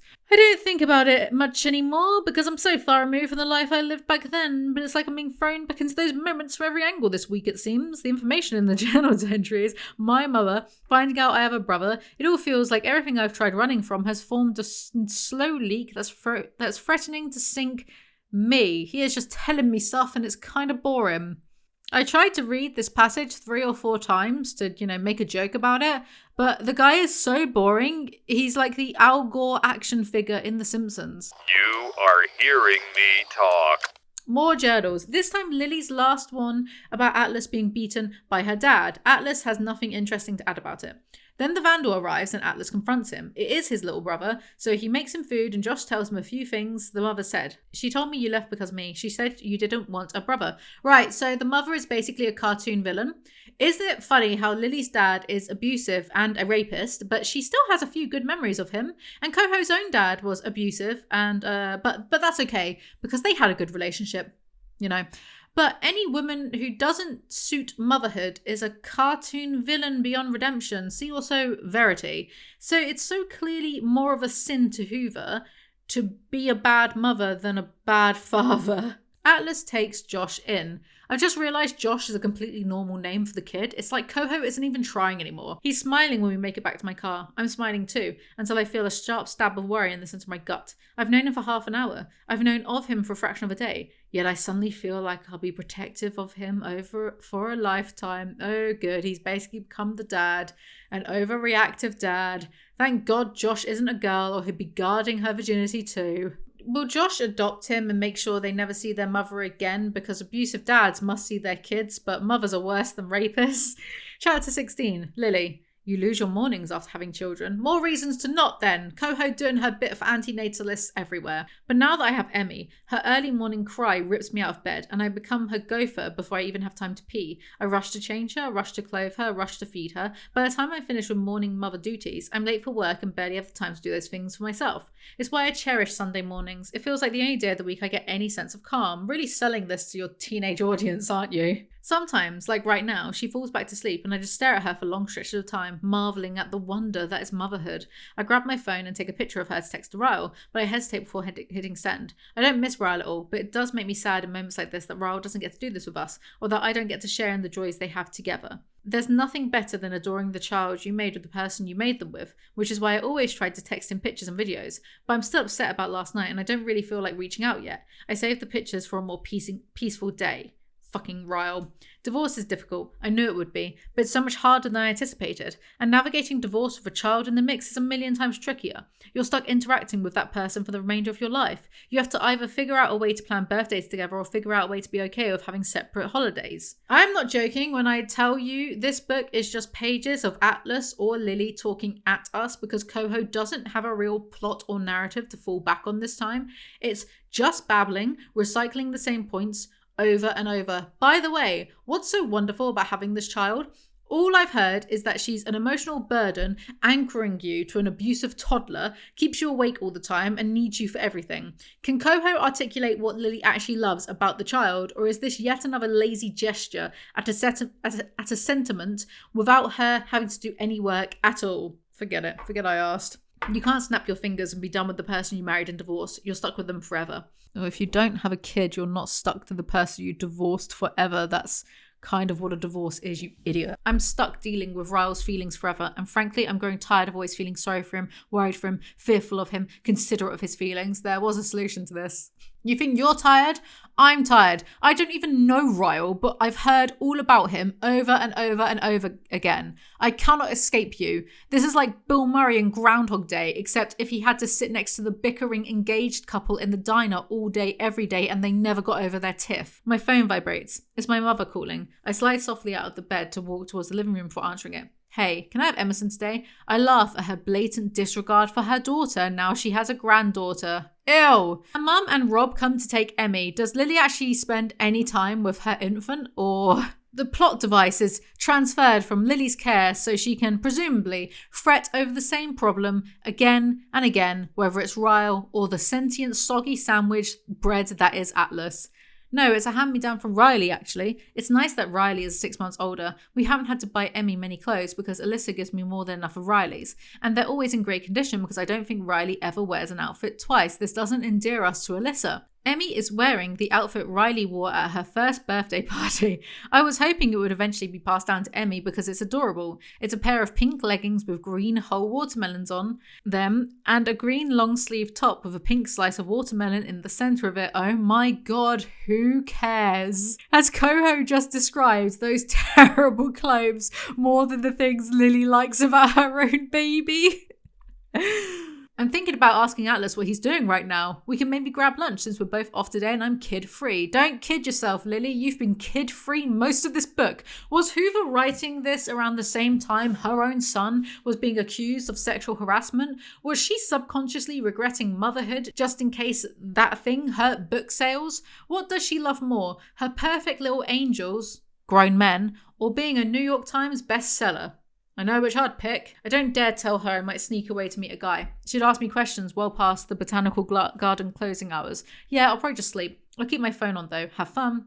My mother is out the door and down the hallway, but Rob pauses and looks at me. Make sure you park your car in the same spot. She'll notice it if you move, and she'll ask questions. He winks, a clear indication that he can read me better than she can. Why can random man read Lily better than her own mother? I guess men are just special like that. Magical beings. Mothers, however, suck. Unless they're the heroine, then they're somehow also virginal angels.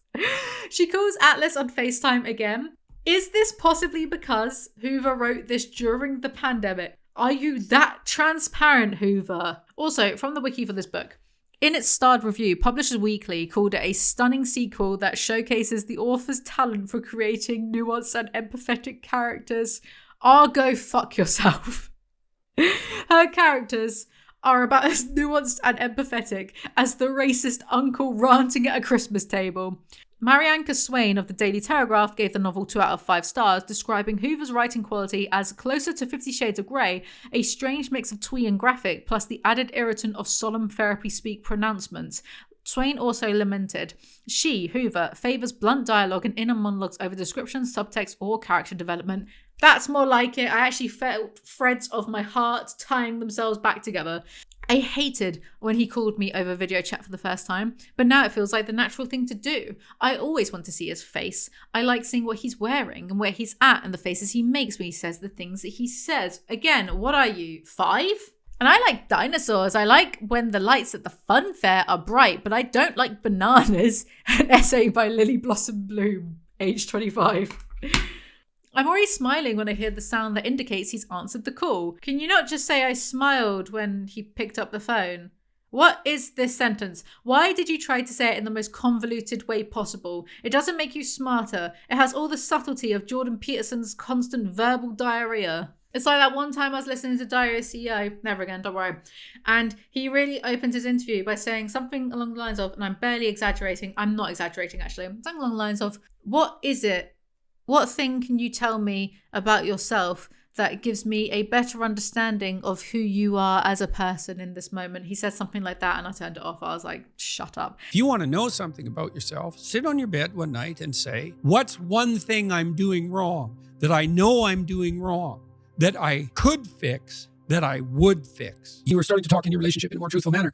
What did that mean that you had to admit? You said part of the disconnect between you and we were self-conscious and so instead of allowing person with that online uncertainty and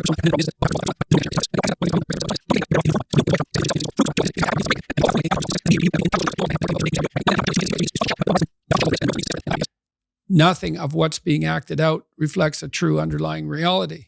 Anyway, not me, just like starting fights with everyone. Coho, JP, Diary CEO. Oh, that's nice.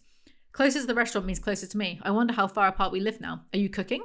Atlas said the same thing earlier. For a competent writer, this would be parallels. For Hoover, it's just repetition because she's bored. Lily notices Atlas isn't alone and has a 1-second panic over it before Atlas shows her Josh. Atlas moves the phone, so I'm looking at his brother again. Say hi to Lily. No. Based and red-pilled. Atlas rolls his eyes and shoots me an apologetic look. He's kind of a jerk. He says that right in front of his little brother.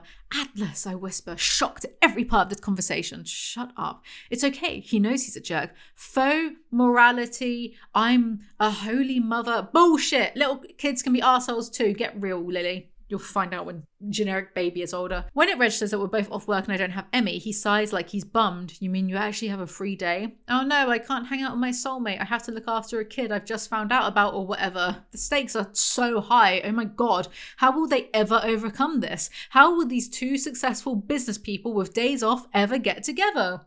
Atlas tells Lily he's going to get custody over Josh. Atlas shakes his head. Not unless my mother agrees to let him live with me. Not looking forward to that conversation. She'll say no just to spite me. But Atlas releases a heavy sigh. If he stays with her, he won't have a chance in hell.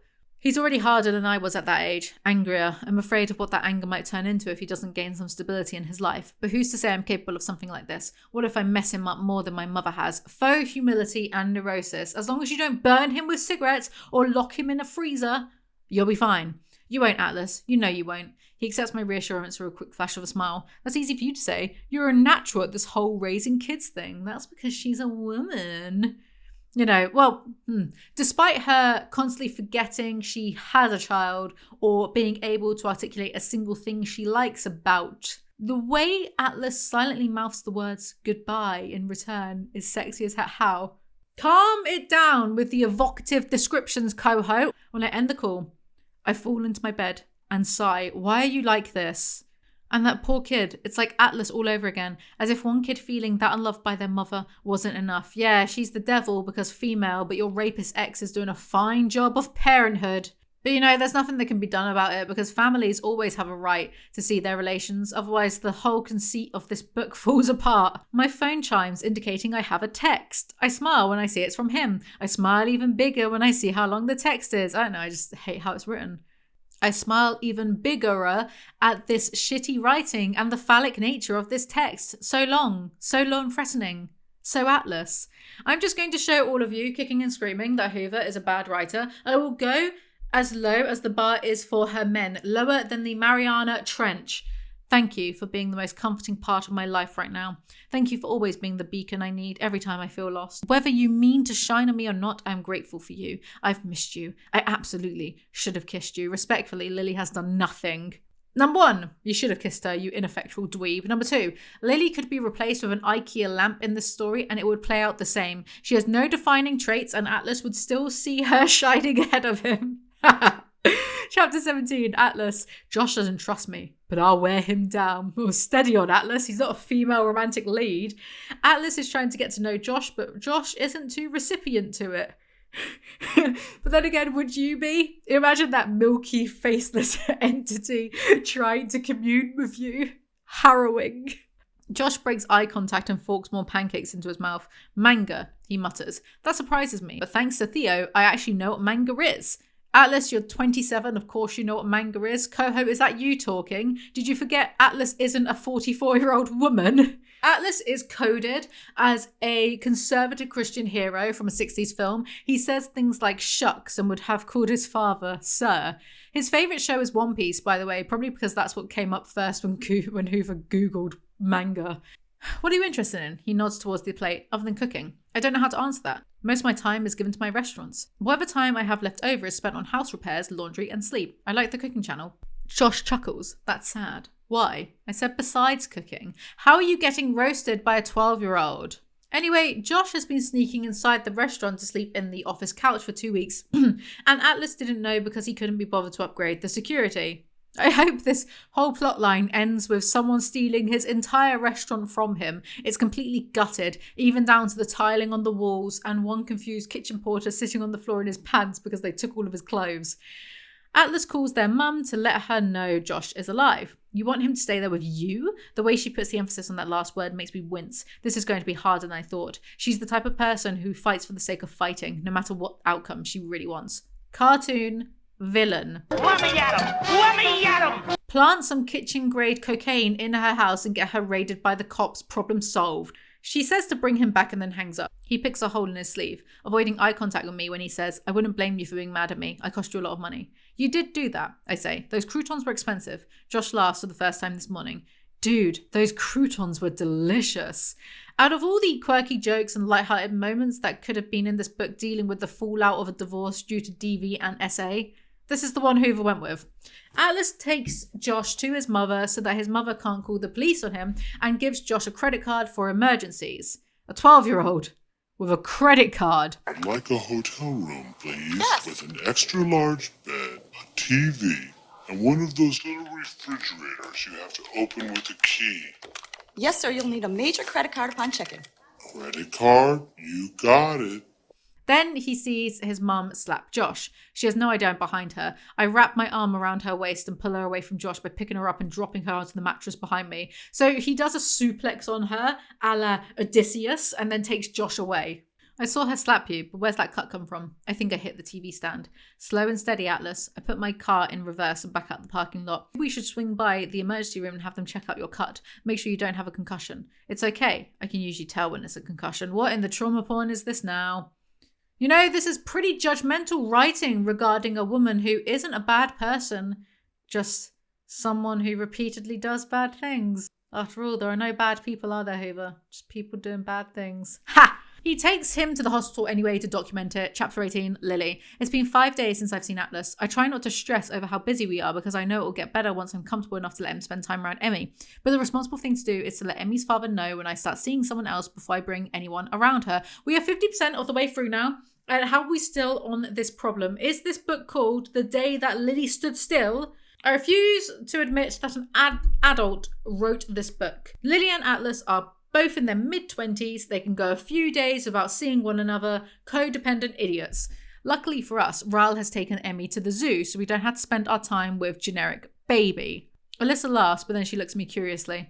Why does Ral hate Atlas so much anyway? He didn't like that I kept mementos from back when Atlas and I dated. Alyssa is staring at me, waiting. What else? I shake my head. There's nothing else. What do you mean? Did you cheat on Raoul with Atlas? What? No. God, no. I never would have done that to Raoul. I'm a little offended by her question, but then again, I'm not. Raoul's reaction would naturally make someone question what led to that kind of reaction. Alyssa's eyes are swimming in puzzlement. I still don't get it. If you weren't actively cheating on him with the guy, why does Raoul hate him?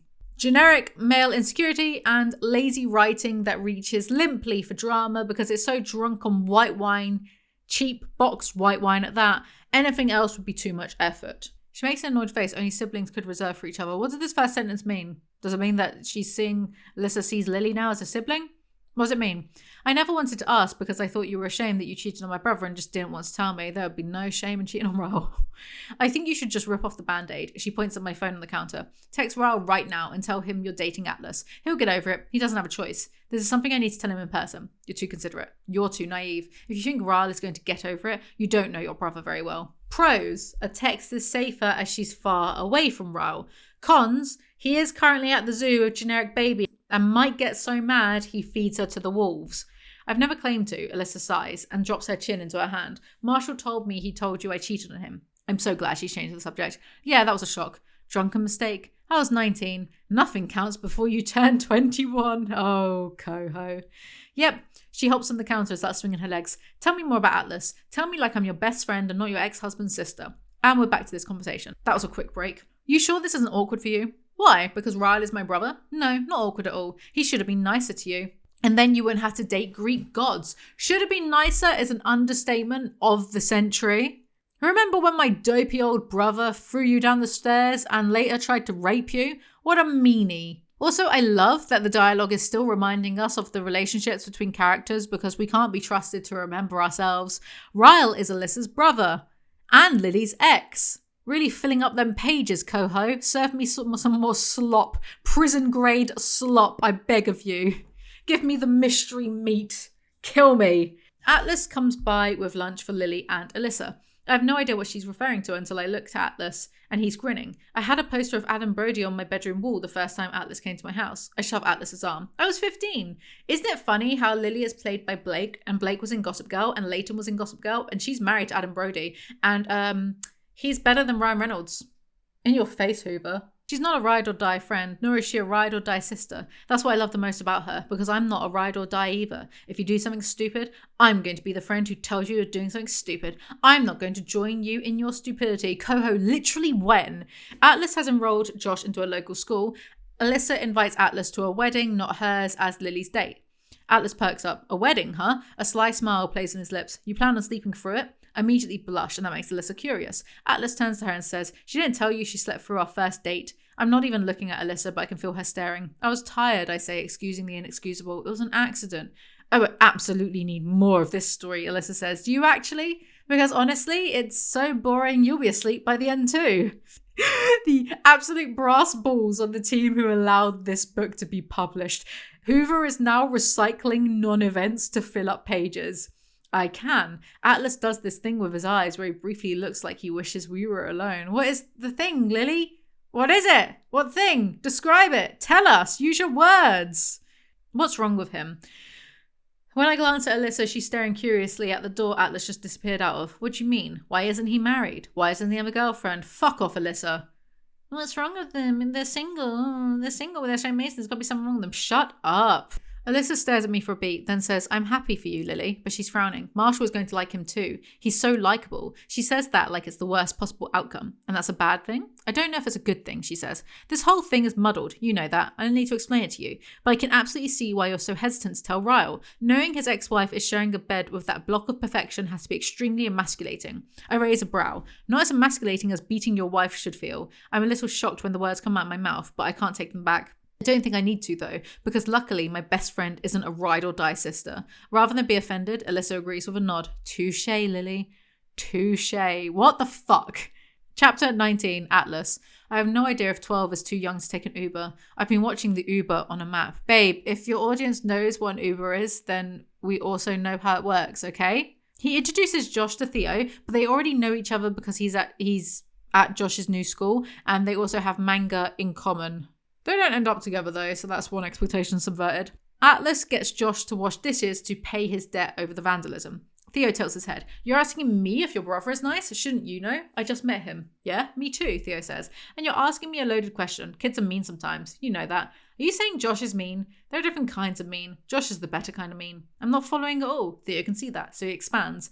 He's like a bully to the bullies, if that makes sense. What is this now? How fucking noble. Shame I don't care. Anyway, Theo says, sipping his backpack, you and Lily, did it fizzle out already? No, we're just busy. I'm going to a wedding with her tomorrow, though. You finally going to kiss her? If she wants me to. Theo nods. You probably will, as long as you refrain from saying anything cheesy like, look at the ships, let's lock lips. I grab one of the couch pillows and throw it at him. I'm getting a new therapist who doesn't bully me. What is this? Stop putting your problems onto a 12-year-old. Chapter 12. It's challenging being the florist for a wedding and a guest. Not as challenging as fucking reading about it, I assure you. Lily and Atlas are going to Lucy's wedding. Remember her? Who cares? Atlas knocks on my door moments later. When I open the door to let him in, my eyes feel like they might double in size like they do in the cartoons.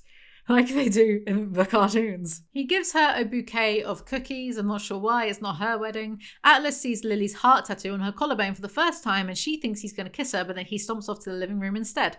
His entire demeanour changed. It wasn't at all what I expected from him. I stand frozen in place for a few depressing seconds, but then I force myself to finish getting ready. Maybe I'm misreading this reaction and it wasn't a negative one. Maybe he liked it so much he needed time alone to process. Whatever the reason is for his unexpected reaction, I fight back the sting of tears the entire time I'm trying to do my makeup. I can't help it. I think my feelings might be hurt, and that's not something I expected to happen tonight at all. Instead of being dramatic, you could just go ask him.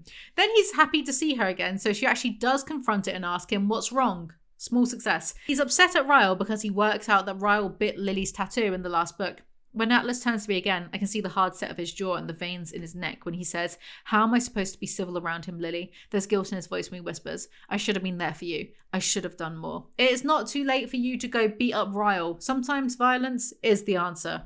He's working through a lot of emotions right now. He's very outraged over Ryle, as he should be. But it's slightly teetering into making it all about the man and the man's feelings. You know, let's not forget that Lily is the one who went through the abuse, okay? Every time I would start to take on the guilt and justify Ryle's actions, I would think about you. I would ask myself what your reaction would have been compared to Ryle's, because I know it would have been different. I'm not laughing at that. I'm laughing at, I just saw what I wrote.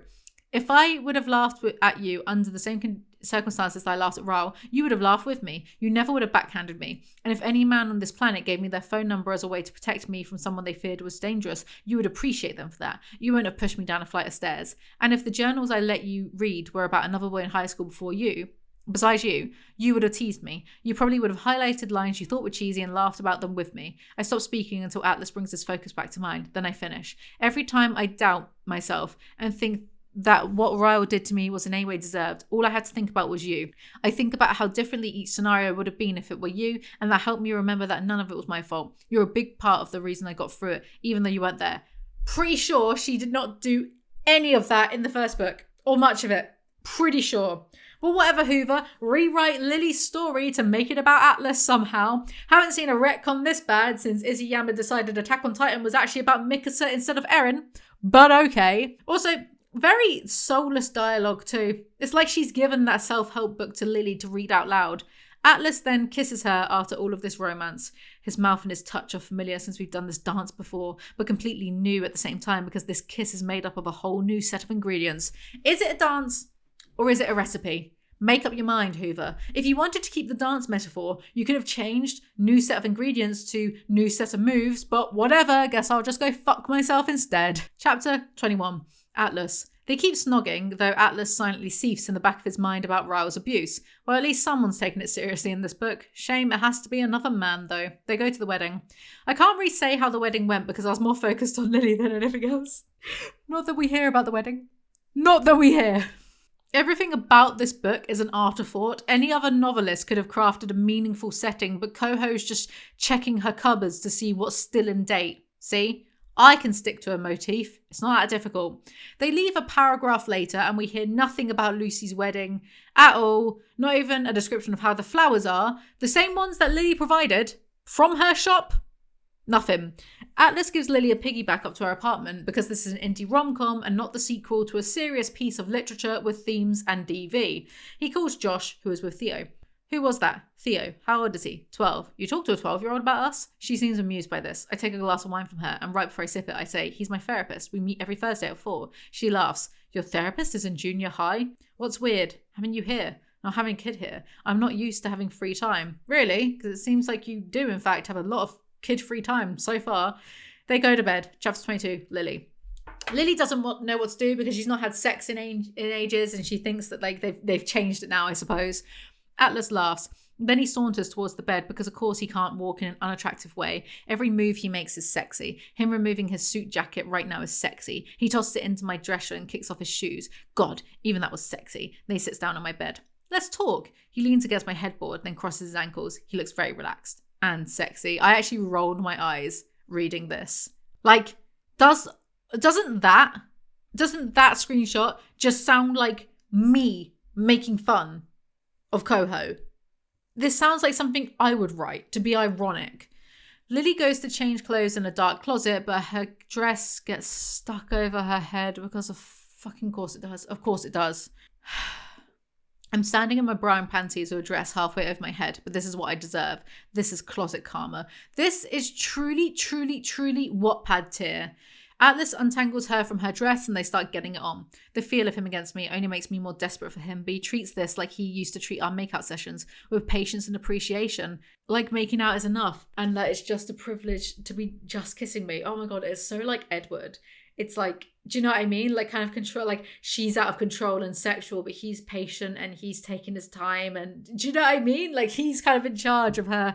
Anyway, I don't know where he finds that patience, because I kind of want him to take off his clothes and treat me like this is his only chance to have me. Maybe he would if he thought that, but we both know this is just the beginning. He's taking it slow because I asked him to. I'm sure if I asked him to go faster, he would do that too. Considerate Atlas. Considerate Atlas for what, babe? Listening? Bare minimum stuff, mate. He doesn't have time for sex, so he finger blasts her into oblivion instead. Lily, Atlas kisses me gently on the cheek. I think you... He pauses, so I open my eyes and look at him. He shifts his eyes into my breast and then back to my face. He pulls at his white shirt and looks down at it. I can see the sun kind of stain on it. Oh shit. I look at my bra and it's soaking wet. Oh my god. Breast milk everywhere. I am such an idiot. Shut up. Shut up. Coho, do you ever want to pretend that motherhood is anything but an obstacle to you? Anyway, Atlas is a man, so he's not capitalized. And so he's not bothered by this. Bare minimum, but still. Then they have sex. Chapter 23, Atlas. So no smut later, and then the sex is over and they are talking about Joshua, Child Protective Services, etc. All very sexy post-coital discussions. Atlas tells her after her dad almost killed him, he reported him to the police. I did it anyway, I say. I knew if I didn't report him, your mother would never get out of that situation. I made the nurse contact an officer, and when one finally arrived that afternoon, he wasn't there to listen to my statement. He was there to make it clear that if anyone was going to be arrested, it wouldn't be your father. He said your father could have me arrested for breaking into houses and forcing myself and his daughter. Those were the officer's exact words. Like the relationship you and I had was something criminal. I felt guilty about that for years. Lily looks up at me and places a hand on my cheek. What? Atlas, we're only 2.5 years apart. You did absolutely nothing wrong. Oh, Coho, is someone upset about the backlash? Lily falls asleep, so Atlas writes her another letter and goes home. This whole sequence wasn't even vanilla. This was ice cream before they add the artificial flavor. Chapter 24. Lily wakes up to Ryle banging on her door. He comes in and notices that clearly someone else was with her the night before. I can see Ryle's jealousy bubbling over when he sets down the wine glass and looks straight at me. Does someone stay the night? I don't bother denying it. I'm an adult, a single adult. Well, possibly not single anymore, but that's another matter. We're divorced, Ryle. You can't ask me questions like that. Maybe that was the wrong thing to say because Ryle immediately responds by taking 2 quick steps towards me. I can't ask you if someone spent the night in the home my daughter lives in. If Lily wanted to bring dangerous men around her daughter, she'd get back together with you, you waste of organs. Ryle's eyes are narrowed, accusing. He looks disgusted by me. You won't leave her with me overnight, but you'll drop her off somewhere else when you want to get fucked, he laughs. Great parenting, Lily. Not being funny, but that is pretty good parenting, actually. Drop the kid off so you can have a date night and the kid can stay with, like, the grandma or something. Rather than, like, they be in the next room and, here you bang, said man.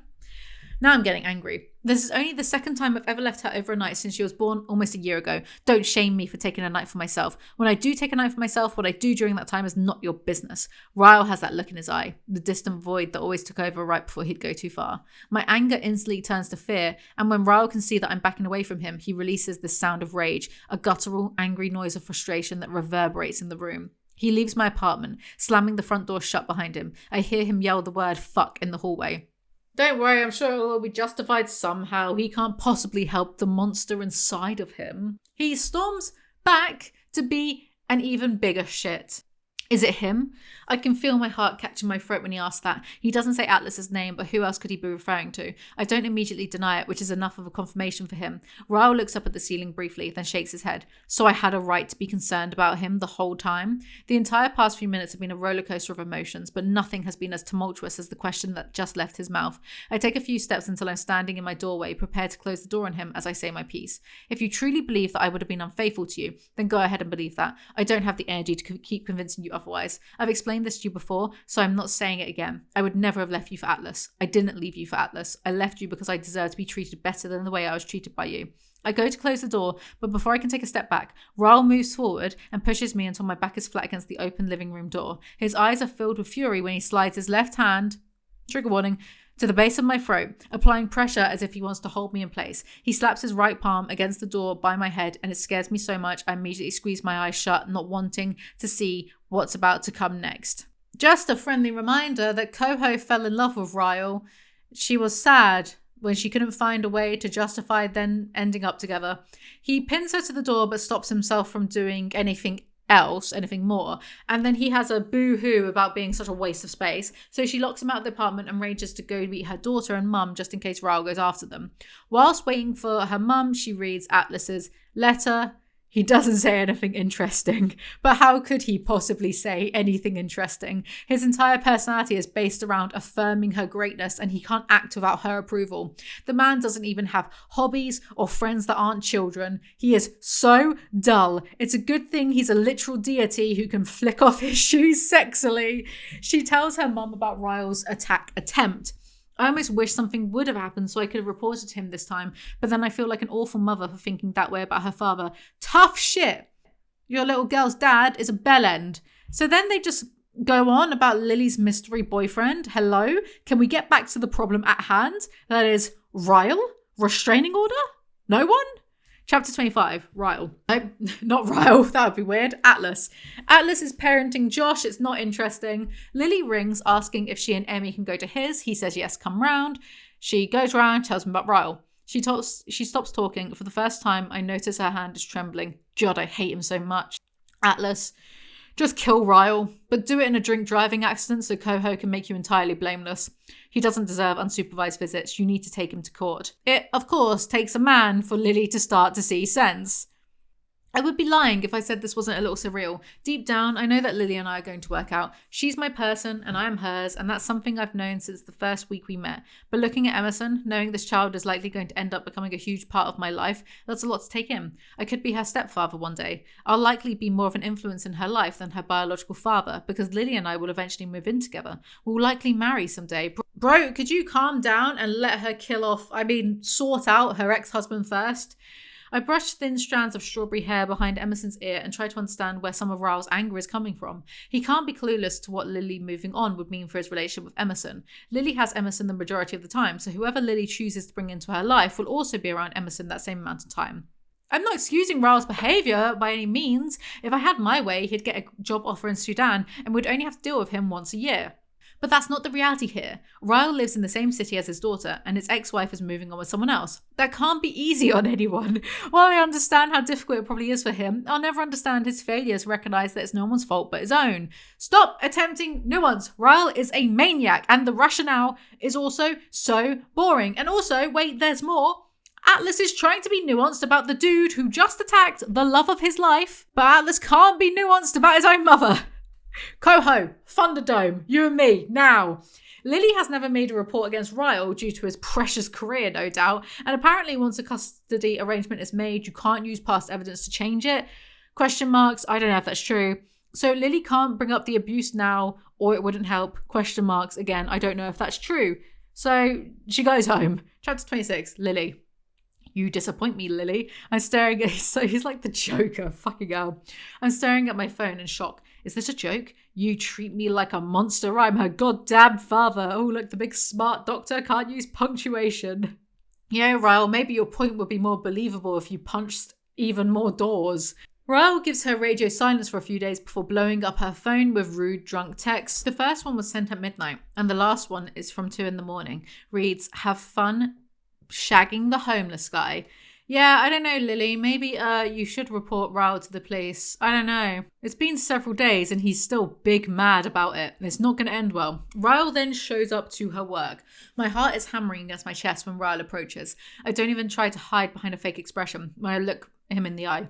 He holds my stare for a few seconds, then side-eyes Lucy. He nudges his head towards my office. Can we talk? I was just leaving. My words come out quick and firm. I have to pick up our daughter. I can see Ryle's left hand grip the edge of the counter. He squeezes it and the muscles in his arm flex. Please? It won't take long. I look at Lucy. Wait for me to lock up? She gives me a reassuring nod, and so I turn on my heels and walk into my office. Not to victim blame or whatever, but can you please stop being alone in a room with this man? Ryle says sorry. Did you tell Alyssa? I don't answer that question. If anything, it infuriates me even more. He's worried what his sister will think of him more than what kind of damage he's doing to me. No, but I told a lawyer. I'm lying, but it'll be the truth as soon as he leaves this building. From this point forward, I'm documenting everything he does to me. Atlas is right. Ryle looks perfect on paper, and if he's going to continue with abusive tactics, I need to protect myself and Emerson. Took a man to get Lily to be proactive about the situation. Not even the love for her own daughter was enough. I'm not a man, and I could tell you that, yeah, you should probably start reporting this stuff, even if nothing comes of it to begin with, at least so like there's a record and a paper trail, Lily. Ryle's eyes slowly journey towards mine. You what? I sent them to my lawyer. Why would you do that? Seriously? You pinned me against the door on Sunday and then you send me threatening texts in the middle of the night. I've done nothing to deserve this, Ryle. He's not very smart for a doctor, is he? Anyway, he then starts getting mad again because he thinks all of this is Atlas's fault, nothing to do with him throwing her down the stairs or anything, and he storms off. Do the men ever leave in this book? They either storm off, slam doors, or waft away playing soft acoustic guitar chords after writing letters.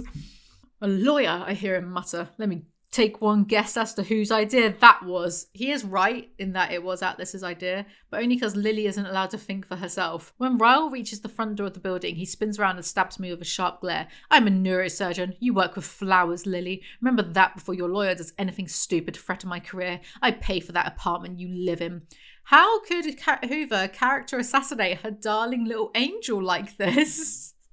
He's so rude. Lily warns Atlas that Ryle is on the warpath. Atlas should break his hands. End of story. But then, actually, no. Ryle is a surgeon. He needs his hands. If we break his hands, we might accidentally turn him into Doctor Strange. Chapter 27. Atlas. Lily rings Atlas. Thanks for the warning. You sure you're okay? Yes. Call me when you get home. I don't care how late it is. Ryle bursts. It made me laugh twice. Ryle bursts through the kitchen doors in the middle of her sentence. Oh, yeah!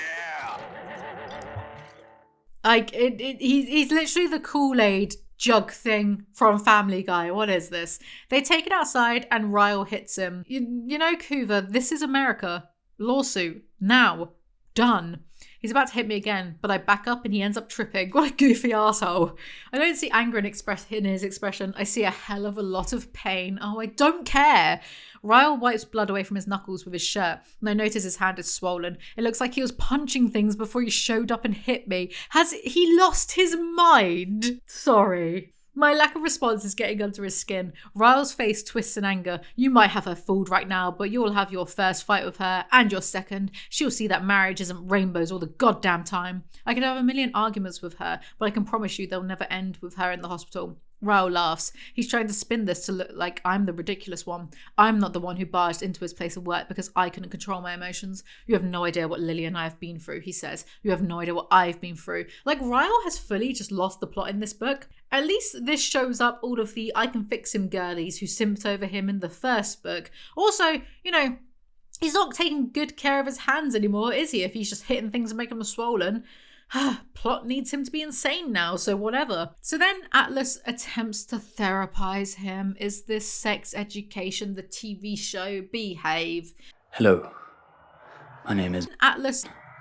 I am a therapist. You're right, Ryle. I nod slowly. You're right. I have no idea what you've been through. I take a seat on the stairs to let him know he has no reason to feel threatened by me. See? Pathetic. Whatever happened in your past helped make you a great neurosurgeon, and the world needs that side of— What world? This is like a Batman monologue. But your past also, for whatever reason, made you a shitty husband. The world doesn't need that side of you. Just because we get the opportunity to be something, that isn't a guarantee that we'll be good at it. Ryle rolls his eyes. That's dramatic. I watched them stitch her up, Ryle. Wake up, man. You were a horrible husband. He stares at me for a beat, then says, "Well, is you convinced you'll be any better?" Ryle had like at least 1 or 2 brain cells in the first book, didn't he? But now he's almost incoherent. So many leaps in mental gymnastics. How will you be a better husband than me? You'll see, you'll end up beating her too. Like, what? Also, the irony of Ryle calling anyone dramatic. Ryle, the drywall boxing champion of Boston. Like, Ryle is literally doing the "we're not so different, you and I" speech Willem Dafoe did better when he was Green Goblin in Spider-Man 1. You're the reason you aren't together. It was your anger and your fist that got you here. I was barely an acquaintance in Lily's life when she was with you. So do the mature thing and stop blaming me and Lily and everyone else for your actions. Ryle and I are both quiet for a moment. Maybe he can tell I'm at my limit because I'm not keeping my frustration as under control anymore. I spin and face him, looking at him pleadingly. This is our life now. Yours, mine, Lily's, your daughter's. We have to deal with this forever. Holidays, birthdays, graduation, Emmy's wedding. All these things are going to be difficult for you, but you're the only one who can make sure they aren't difficult for the rest of us too. Because none of us owes you our happiness, especially Lily. If Ryle stops being aggressive because of a man, I'm going to shit. I take a step closer to him, but not in a threatening way. I don't want to yell. I want Ryle to hear the absolute sincerity in my voice. As happy as I know I can make Lily, she'll never be fully happy until she has your acceptance and cooperation. And you're making it difficult, even though you know she deserves a good life. They both do. If you want your daughter to grow up with the best version of Lily, then please work with her. This is possible for all of us. Ryle rolls his neck. What are we, some kind of team now? I hate that he's trying to make any of this sound beyond the realm of possibility. A team is the only thing people should be when kids are involved. I'm actually going to shit myself in anger. He doesn't change for Lily, didn't change for his daughter, but might change because a man told him to? Shut up. When things don't work out between the two of you and Lily needs somewhere to run, I'm not picking up the pieces this time. What book was Ryle in before? When did Lily ever run to him in the first place? Maybe that's what Lily and I are going to have to do. Learn to live our lives the best we can while occasionally having to deal with the ridiculous wrath of Ryle. That's fine. I'd go through this shit every day if it means I'm the one who gets to fall asleep next to her at night. Easy for you to say, considering Ryle won't try to kill you, will he? Darren comes in. Remember that guy? Who knows?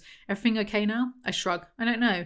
He might get mad and come back. Hell, this could go on for years. I look at Darren and smile. But she's worth it. And I'm worth it. Bro, this isn't something that you should just get used to. Ryle isn't a bad haircut that will grow out one day. He's a danger to women. Why, until apparently now, has none of this been reported? Why does nobody take advantage of living in the States where you can't even walk to the bus stop without tripping over a lawyer?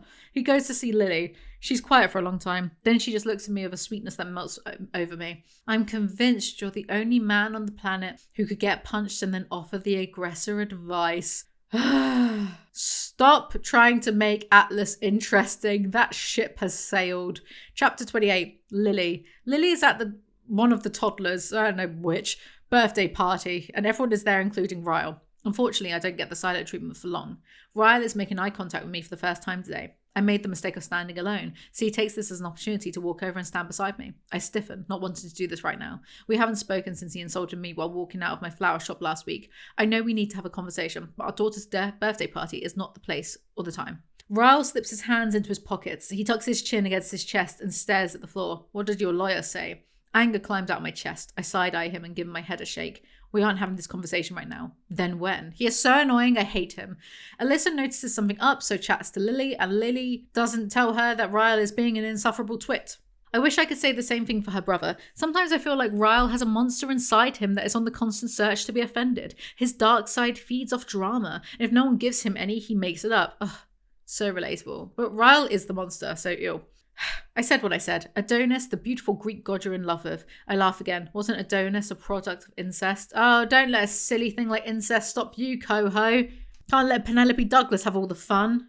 Unfortunately, even incest wouldn't make Atlas interesting. He's as spicy as milk. What's Atlas doing right now? Working? I nod. You should see if he can take off early and I'll keep Emerson tonight. We don't have plans tomorrow. You could come get her whenever. No.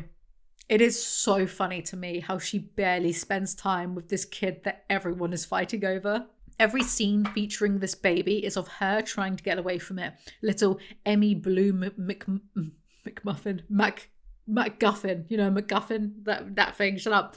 I'm literally losing my throat, but like, I've got less than 20 pages left, so I think I can do this. I think I can finish it in one go-ish. Lily goes to Atlas's restaurant and just walks into the kitchen to stare at him, chef. Pretty sure you can't do that, but who cares? Jobs aren't real. Atlas laughs, then looks over his shoulder at all the plates he's fallen behind on. Give me about 20 minutes to get us caught up. Of course, I didn't come here to ask you to leave early. I thought I could watch you work for a while. It's kind of fun. Where is the nearest plate of cocaine? I actually have done that before, to be fair. Went to my mate's pub where he was chefing in, because he worked there, and he had a plate of cocaine in the kitchen, so we were sharing it together whilst he was working. Memories. Darren comes over to greet me as soon as he gets a chance. He gives me a quick hug and says, "Good to see you, Lily. You still hustling, unassuming poker players?" I laugh. "Not for a while now. Do you guys still have your poker nights?" He shakes his head. "Nah, we're too busy now that Atlas has both restaurants. It was difficult finding a night we could all meet up." Nice to see Coho does take in feedback/criticism for the minor complaints, like how your top workers in hospitality wouldn't be able to meet up every week for a poker night. She could actually be watching this video right now for feedback. Maybe I should be nicer. And this is about the point where I got distracted for at least an hour by Lana Del Rey's new boyfriend shrimping on vacation days, the Gator tour bus person. Anyway, she watches him work for half an hour. Atlas's eyes sweep over me and then he leans his head against mine, pressing his lips lightly against my ear. "Your place or mine?" "Yours. I want to be in a bed that smells like you." Garlic bed. A scene where someone sees their partner at work would usually be a chance for us to see how attractive they are. But Atlas is literally sexy all the time, despite being a bag of flour, so all of this was pointless and I want my money back. They go to his house. He unlocks his house and holds open the door for me. It's smaller than his last one, but it's more him. It's not a cut and paste brick building in a subdivision of similar looking homes. The houses in this neighborhood have character. Each one is vastly different, from the pink 2-story house on the corner to the modern boxy glass one at the other end of the street. Not like the other houses. Nice attempt to bolt on some kind of interesting facet to Atlas, but it's not going to work. My back is to the wall and I'm standing out of the way watching him. It's a good thing he informed me that he liked it when I was watching him at work, because Atlas is my favorite pastime. Oh, shut up! Neither character has anything going on in their interior lives. They live entirely for each other in the dullest possible way. I call this Coho dependence. She watches him shower. My eyes move back up to his and he's smirking. Then, so quickly, he strides across the wet tile and yanks me from the wall until I'm wrapped in his arms. He pulls me into the shower with him and I gasp from the rush of it all. He captures my gasp in his mouth as he grips my thighs, pulling my wet blue jeans, white shirt. Walked into the room, you know you made my eyes burn. Lana Del Rey can't keep getting away with this. But wet jeans? Sounds horrid. Sorry, my sensory issues could never. Then they bang in the shower. No foreplay. Yeah, I'm confused. They don't use a condom because she's on birth control, but they get out of the shower and continue having sex, and then he does put on a condom. Why? After sex, they discuss what else? Ryle, and how she wants to be civil but will no longer be in a room with him again. Go on holiday. Get hobbies. Take drugs. Do anything else, you dull people. You just know that it didn't say people in the script as well. He caresses the side of my head. I wish I could have you in my bed like this every night. I want to shower with you and cook with you and watch TV with you and go grocery shopping with you. I want everything with you. I hate that we have to pretend like we don't already know we're spending the rest of our lives together. It's incredible how fast a heart rate can double. I slide my fingers over his lips. We aren't pretending. We are going to spend the rest of our lives together. How long do I have to wait before I ask you to move in with me? Heat swells in my stomach. 6 months at least. He nods as if he's taking mental notes. And how long before I'm about to propose? A thickness forms in my throat, making it hard to swallow. A year and a half. A year from when we move in together, or a year from now? From now. Acknowledging that this is all a foregone conclusion doesn't add to the thrill, Coho. Hopefully one of them dies at the end. Then she blows his mind by blowing him. Good God, can everyone just grow up and treat sex as the base impulse it truly is? Humans sicken me. I should really have been born in like a 18th century Russian novel complaining about like conservatism and liberalism, or what the hell ever Tolstoyan characters complain about. Reading Anna Karenina at the moment. Also, she doesn't even know if his head game is good yet, so do not commit until you find out. Chapter 29, Atlas. Oh, don't worry, his head game is fine. Carry on. Their sex life has all the thrills of cornflakes and milk. I know. I'm losing the plot. I know I was in a different headspace entirely at the age of 18, or no shit.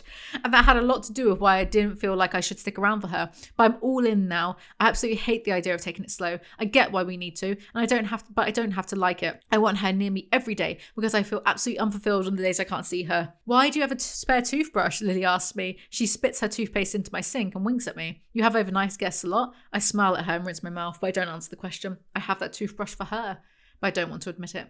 After she left my place a couple of years ago when she was hiding out from Ryle, I went out and bought a few things just in case she needed to come back. An extra toothbrush, more comfortable pillows for my guest room, a change of clothes in case she showed up in an emergency.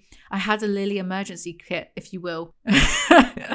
What a quirky thing to have. I guess now it's more of a Lily sleepover kit.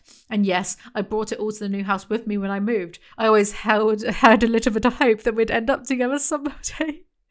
Wow, he really was pure and waited. Oh God, I'm so bored. I've based a lot of my decisions on the possibility that Lily might come back into my life.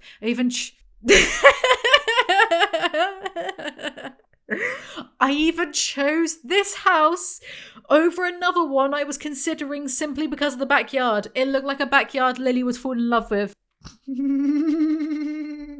That sure is something, my dude. Real fucking tears. I'm shrimping on vacation days. No one's gonna get that reference. Then his mum, Atlas's mum, shows up to be annoying / to get Josh back, and then Josh turns up with Brad. Then they all argue, and Josh says he wants to live with his dad, the one that abandoned him. What an ungrateful brat. Then again, his dad is a man, so therefore a better bet than his mum. Chapter 30, Lily. Everyone's in a bad mood, so Lily makes Josh breakfast because she's a mum now or something. Josh stares at me for a bit, then nods. He leans over his plate again, taking a bite of bacon. He drops the bacon back onto the plate and then wipes his mouth with a napkin. His cooking is normally better than this. I laugh. That's because I made it. Oh shit, Josh says. Based. Then Lily gets through to Josh somehow. I want to be a professional fisherman. I don't know how to fish, but it sounds fun. And I want to be a chef. And sometimes I think it would be fun to make a movie. Sometimes I dream of selling my flower shop and opening a clothing boutique. I want to make poetry and sell it at fairs. I'd like to write a book someday. I want to be the captain of a ship, he says. I think it would be fun to be an art teacher. I think it would be fun to be a bouncer at a strip club. Lily, if you write a book, so help me God. Anyway, Atlas gets the address for Josh's dad. He wants to traumatize the kid or something by showing him in real time how much his father doesn't give a shit. It'll be justified somehow later though.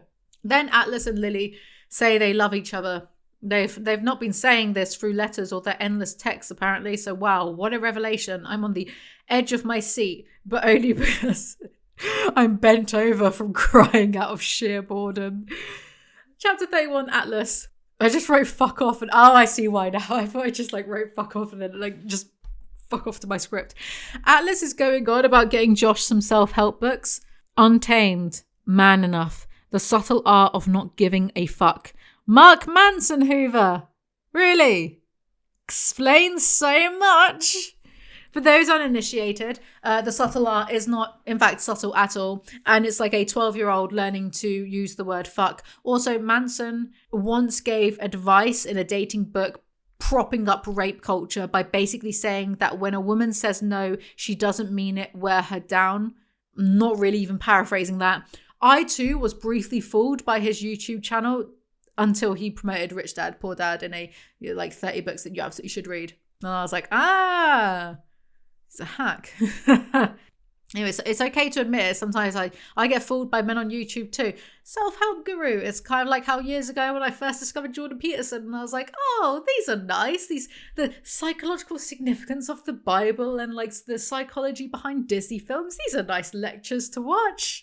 This is why, not even joking, well, this isn't why, but I'm not even joking about this point. I've actually unfollowed almost every man on YouTube because I'm not doing it anymore, man. If they're not freaks, they end up beating their girlfriends or doing something mental. So, but it's okay to admit it. I've been fooled by various men on YouTube before. Anyway, Jordan Peterson, what a nice old man. He's just giving out advice about cleaning your room. How... I'm the perfect audience. That's why you like me. Anyway, they take the 3-hour drive to Josh's house. You know, if Coho understood the path she was putting Josh down, we'd be treated to a third book of this trash where he's gone down the red pill / manosphere route, but Coho likely agrees with and defends those amoebas.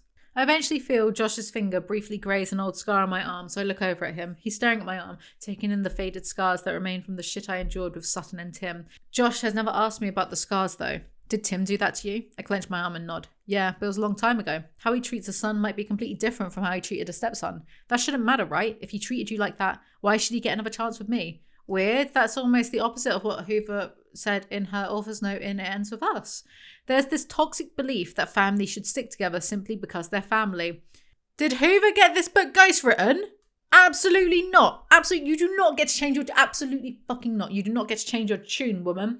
Josh doesn't know what to do, so Atlas tells him that Tim is a piece of crap. It blows my mind that this man has you for a son and you want to be in his life, yet he still hasn't made an effort. You're a privileged, Josh. Believe me, if I'd have known you existed, I would have knocked over buildings to find you. That is a bit dramatic and also boring. It makes me angry as hell that they kept him from me knowingly. My mother knew I would have been a good brother to him, which is why she chose not to let us be a part of each other's lives. She knew my love for him would outweigh the love she was capable of, so she selfishly kept us apart. Cartoon villainry.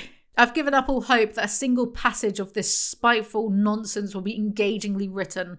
Josh decides to not go see his dad. He doesn't move for an entire minute as he stares past me out the window, but then he looks at me firmly, sitting a little taller. You know that homework I'm behind on? The family tree? Josh pulls out his seatbelt and begins to fasten it. They never said how big the tree needed to be. I'll just draw a baby seedling. They don't have branches. He pats the dash. Let's go. Yes, I too know many 12-year-olds who speak in woodland metaphors. And this is such a cartoon that, of course, his school assignment is mirroring his emotional life. I can draw a seedling with 2 tiny branches, yours and mine. We'll be on our own brand new tiny family tree, one that starts with us. I got chills. Hoover, Thunderdome, now. Josh may change his mind in the future, but I have a strong suspicion that even if he contacts his father going forward, he's never going to choose him over me. Is that what this was about, Atlas? That a 12-year-old boy might not pick you? You are a grown man. A grown man who is awfully dependent on at least 2 12-year-olds.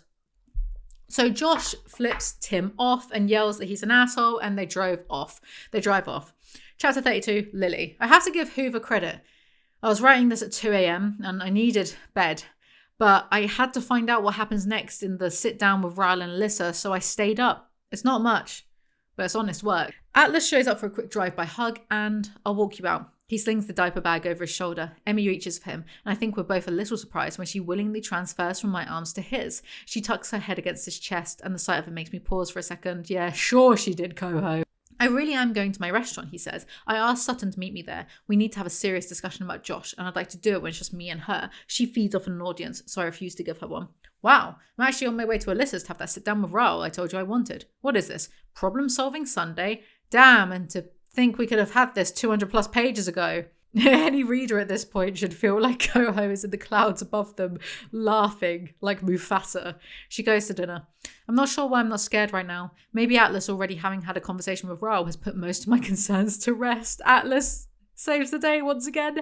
Somehow. Whatever is giving me strength right now, I don't sit and question it. I take advantage of it. You asked yesterday if I spoke to my lawyer, I say to Raoul. I did. She had some suggestions. Raoul chews on his bottom lip for a few seconds. They lifts a brow, indicating he's listening. I want you to undergo anger management. As soon as the words come out of my mouth, Raoul laughs. He stands up, prepared to push in his chair and end the conversation. But as soon as he does, Alyssa says, sit down, please.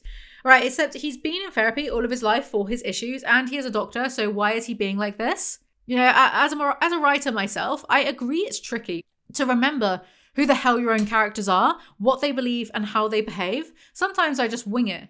Oh wait, no I don't, because that would make me shit at my job. As a writer myself, write one-hit novella. I continue. Depending on your interactions with me going forward, we'll decide as a family when we feel comfortable with you having unsupervised visits with the girls. The girls? Raoul repeats incredulously, looking at Alyssa. Did she convince you I'm not safe around my own niece? His voice is louder now. You're not safe around your own daughter, you weirdo. The kitchen door swings open and Marshall walks in. He takes a seat at the head of the table and looks from Raoul to Alyssa. Your mum has the girls in the living room, he says to Alyssa. What'd I miss? Are you aware of this? Raoul asks Marshall. Marshall stares at him for a beat, then leans forward. Am I aware you lost your temper with Lily last week and pinned her against the door? Or am I aware of the text you sent her? Or the threats you made when she said she was talking to her lawyer? Ryle stares blankly at Marshall. His face reddens, but he doesn't immediately react. He's trapped in a corner, and he knows it. Goddamn intervention, Ryle mutters. The only intervention Ryle should have is a military one. I propose he gets run over by a tank, preferably a drunk-driven tank for plausible deniability, as Hoover prefers.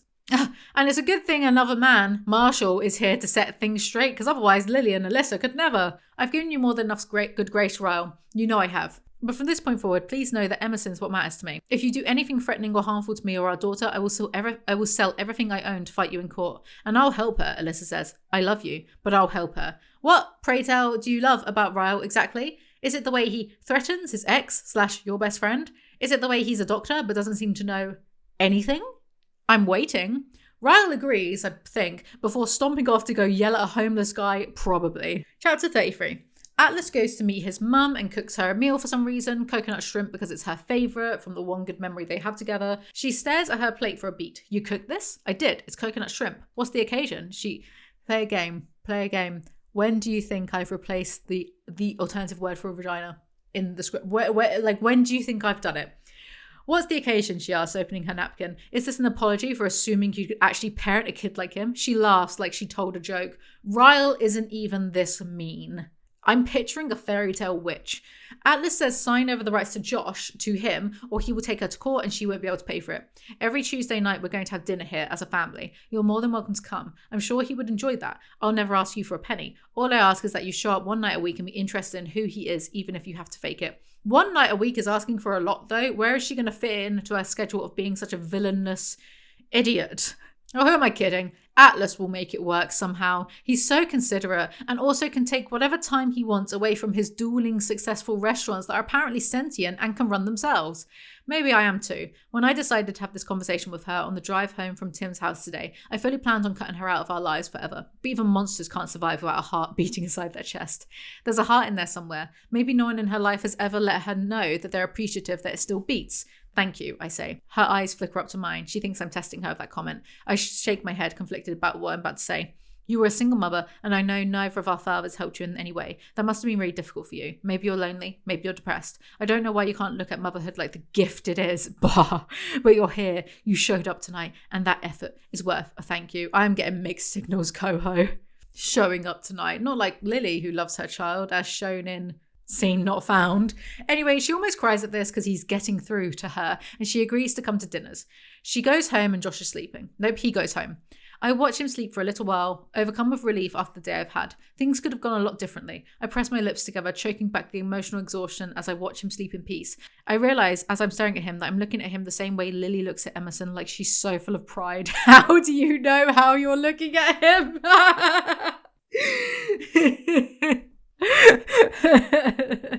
I would even have accepted, like, I glance my expression in the mirror and realised then I would have fucking accepted that. I'm so over this. Coho, like, constantly has to tell us Lily is an angelic mother because she can never actually be bothered to write the scenes. Chapter 34. Lily. Several months later. Ryle is barely a part of Lily's life now. He sees Emmy sometimes, but that's it. I'm hiding in my office storage closet, sitting cross-legged on the floor because I want to read this letter uninterrupted. It's been months since I forced Atlas to hide out in here, but it still smells like him. No, it doesn't, unless he's like proper disgusting. She has a note from Atlas. It's just him going on and on about his memories of her when she took care of him when he was sick that one time and how he realised he loved her. I don't care. Have neither of you done anything else with your lives? I thought about love the rest of the morning, even after you'd come back to get me once your parents were gone and I spent several more hours being sick at your house. I was thinking about love. When your surprised lily fingernails would flash across my line of sight every time you checked my temperature. I'd think about love. Every time you'd walk into your room and adjust the covers, tucking them under my chin, I think about love. Repeating something doesn't make it profound, Coho. Her books would be half as long if she removed all the repetition. But then I would just have to do the work for her and bash myself around the head with her points. You were wearing the shirt I loved. It was too big for you, and the sleeve was always falling off your shoulder. I should have been watching the cartoon, but I couldn't stop staring at that stretch of exposed skin between your neck and your shoulder. Atlas, are you a vampire. And is there ever any aspect of one another of which they're critical? Even her sleeves have to fall perfectly. God, it's so bland. There is nothing to latch on in any of this. There has to be a better romance. How did we get here? Where are you, Edward? Save me and I promise to be your little spider monkey. As I was looking at it, I once again felt that incredible pull to say I love you, and the words were right there on the tip of my tongue, so I leaned forward and pressed them against your skin, and that's where they stayed, hidden and quiet, until I worked up the courage to speak them out loud to you 6 months later. I had no idea you remembered that kiss, or all the times I kissed you in that spot after that day. Even when I read it in your journal, you rushed past it in a hurry to get to what you considered our first actual kiss, so I had no idea that it meant anything to you until the moment I saw your tattoo. I can't tell you what that means to me, knowing that you have our heart placed in the very spot where I once secretly buried the words I love you. She really likes to hammer her points as hard as possible, doesn't she? I'm writing this letter while sitting on the floor of Josh's bedroom. My experience with Josh tonight is kind of what sparked my memory. He's sick with a stomach bug. Maybe not as sick as I was the day I realized I loved you, but very, very sick nonetheless. He caught it from Theo, who had it a few days ago. I've never taken care of a sick person before, so I have no medicine at all. I think I'm about to make a pharmacy.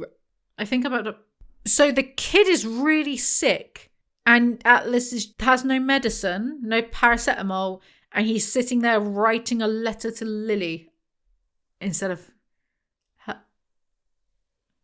I might slip this letter under your apartment door on the way there. It isn't fun taking care of a sick person. The sound, the smell, the lack of sleep. It's actually almost as bad for the person doing the caring. Shut up, dude. Every time I check his temperature or force him to drink water, I think about you and how you cared for me with such a gentle parental instinct. I'm trying to replicate that in my care for Josh, but I don't think I'm as good at this as you were.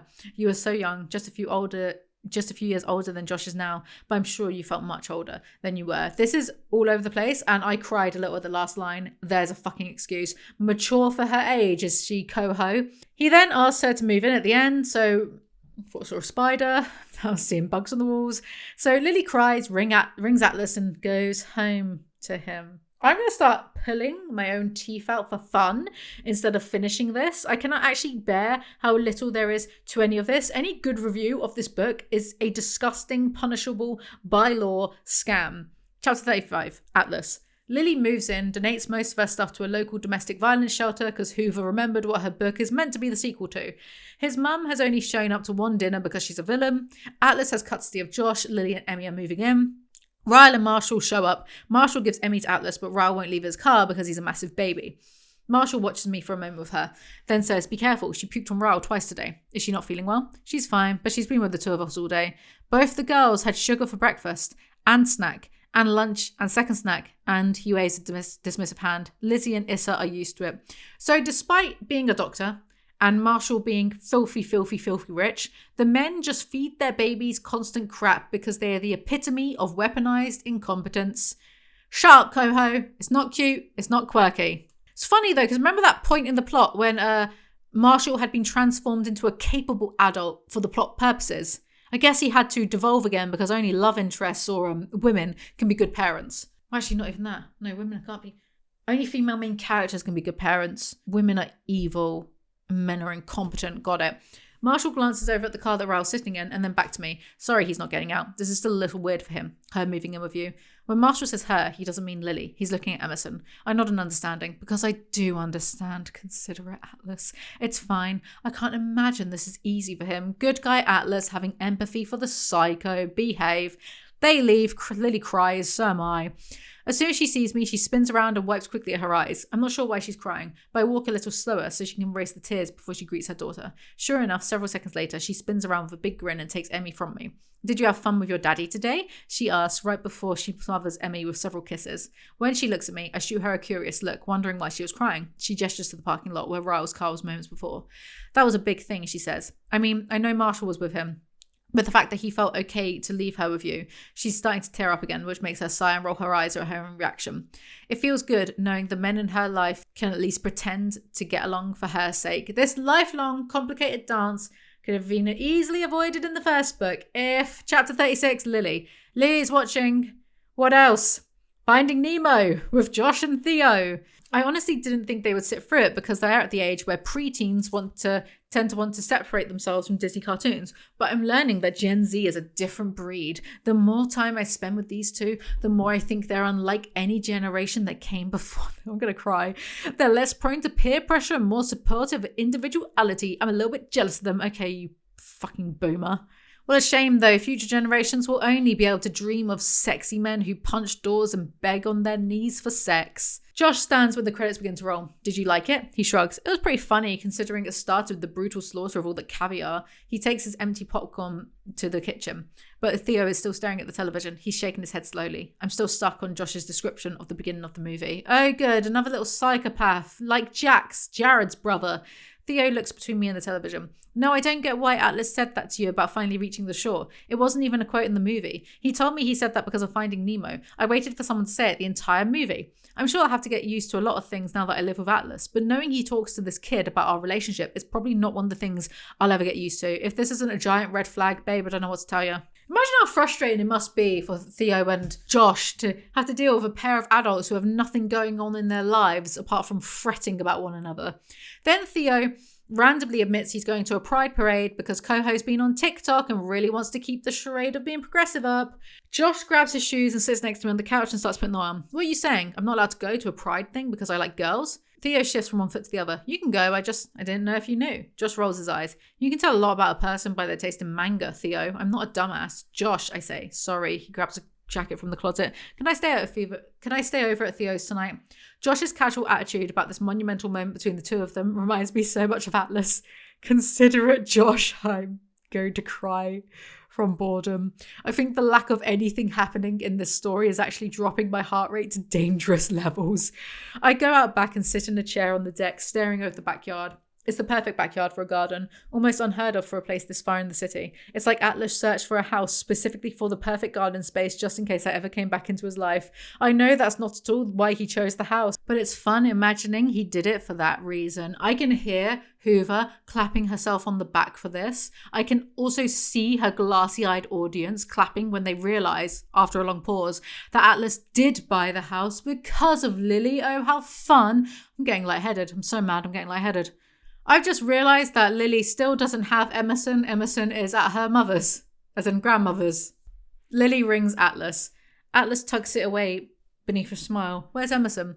My mum is on her way back with her. He sighs like he's sad he couldn't get a glimpse of her. I'm starting to miss her, he says. Well, at least someone around here is. I'll concede that Coho couldn't win either way with a baby subplot with me. If the baby was in every scene, I'd complain about no one caring about this except mums. And as she's not in the scenes, I'm pretending to give a shit that Lily isn't hanging out with her own child. It's lose-lose for Coho. I'm not going to apologise for it. There was a beautiful subplot in Godzilla -1, went to cinema, saw it with my friends, where these two people affected by war in like post-World War II Japan look after an abandoned baby together and they form a little family. It was very artful. But then the baby became a toddler and did this picture. It was a terrible drawing that she gave to the dad. And it wasn't artful and it made me laugh so hard tears were in my eyes. Just thought you should all know that. Anyway, the baby comes back. What a magnificent place for a garden, my mother says. You think he chose this place on purpose, hoping you'd come back into his life? I shrug. I was actually wondering that myself. I didn't want to assume. I pause, then turn and look at her after her question actually registers. Back into his life? I never told her Atlas was a friend from back in Maine. I just assumed she didn't remember him. I assumed she had no idea that the Atlas in my life now was anyone from my past. She can see the surprise on my face as she says, it's a unique name, Lily. I remember him. So she does assume quite little of her mother's intelligence, to be honest. She looks away from me, her eyes scanning the backyard. She's quiet for a beat. I never told you this, but I spoke to Atlas once. Kind of. I came home from work early and the two of you were asleep on the couch. Talk about a shock, she says, laughing. I thought you were so sweet and innocent, but there you were on my living room sofa asleep with some random boy. I was about to yell at you, but when he woke up, he looked so scared. Not scared of me, really, now that I think about it. He looked more scared of the possibility of losing you. Anyway, he left in a quiet hurry, so I followed him outside because I was going to threaten him and tell him to never come back. But he did the weirdest thing, Lily. What did he do? My heart is in my throat. He hugged me, she says, her voice tinted with a drop of laughter. My jaw drops. He hugged you? You caught him with your daughter red-handed and he hugged you?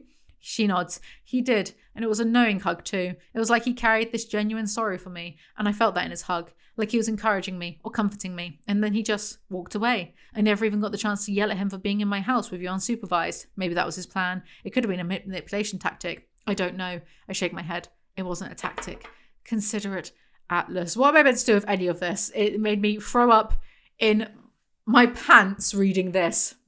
Atlas is a perfect little angel who apparently can convey contextual fears to people so they know what he's thinking. Hey, wait, here's a recipe for Atlas in case you want to make him at home. Flour, mayo, kittens, rainbows, patriotism, which would be a great cutaway gag if I could bother to do them. Also, anytime someone says, talk about XYZ, it gives me flashbacks to Onision's autobiography and him writing this on every single page. So you get minus points for reminding me of my trauma, Coho. It makes me happy to know there's a man in your life that gives meaningful hugs like that. My mother says, he gives more than great hugs. I deadpan. That might be the funniest thing Lily's ever said, and I barely even smirked at it. Chapter 37, Atlas. It's over. We're on the final chapter. It's over. 2 years later. Atlas is adjusting his tie before the wedding and Theo is trying to read his vows. Atlas, come on, I'm trying to help you. For all I know, you probably end them with something like, it's my wish for you to be my fish. I won't put it past Coho. Josh has just turned 15, so it's actually 3 years later then, isn't it, Coho? Why did you say... Look, because she says 2 years of these insults. I laugh. I don't know how he still comes up with these lines after 2 years of this. When he's mocking Atlas for his Finding Nemo lines since the beginning of the book when Josh was 12, and... So it's not 2 years then, is it? Learn to count, Coho. My God, you can't do anything right. He writes a letter to Lily blathering about why do people do wedding vows anyway, and then I went down a rabbit hole of Googling the history of wedding vows just to prove a point, and I got bored and I went on TikTok, and I saw TikTok making fun of Coho's writing, and I can't escape her. This is a Kafkaesque nightmare. Maybe the idea of love ending being a negative thing is simply a matter of perspective, because to me, the idea that a love came to an end means that at some point there was a love that existed. Oh, shut up, Atlas. You would cry into a jizzy sock forever if Lily dumped you. This is such faux wisdom. I'm going nuts. He's also talking about 50% of marriages ending in divorce in his own wedding vows. Stop the shit show. I want to get off. Optimistically speaking, we could live our entire lives together happily until we're old and frail and it takes an entire day for me just to reach your lips to kiss you goodnight. If that happens, I vow that I will be immensely grateful for the love that carried us through our lives together. Pessimistically speaking, we could break each other's hearts again tomorrow. I know we won't, but even if we did, I vow that I will be immensely grateful for the love that led to the heartbreak until the day I die. If it's my destiny to end up a statistic, there's no one else I'd rather become a statistic with than you. Bro, just be yapping at this point. This is the dullest shit I've ever heard. It's a good thing he has a writer dictating that he's an irresistible sex god, or he'd have absolutely nothing going for him. P.S. It is my wish for you to be my fish. That is how the book ends. We can't keep letting Coho get away with this. Acknowledgements. It Ends With Us is the one book I've been adamant that I would never write a sequel for. I felt like it ended where it needed to end, and I didn't want to put Lily through more stress. But then #BookTok happened, and the online petition, and the messages and videos, and I realised most of you weren't asking for me to put them through more pain. You simply wanted to see Lily and Atlas happy. When I started playing around with an outline, I quickly realised how much I needed to see Lily and Atlas happy as well. For everyone who asked for more, thank you. This book wouldn't exist without you. It is literally just a cash grab, but I have to be fair when fair is due. It's not nearly as offensive as most of our other stuff.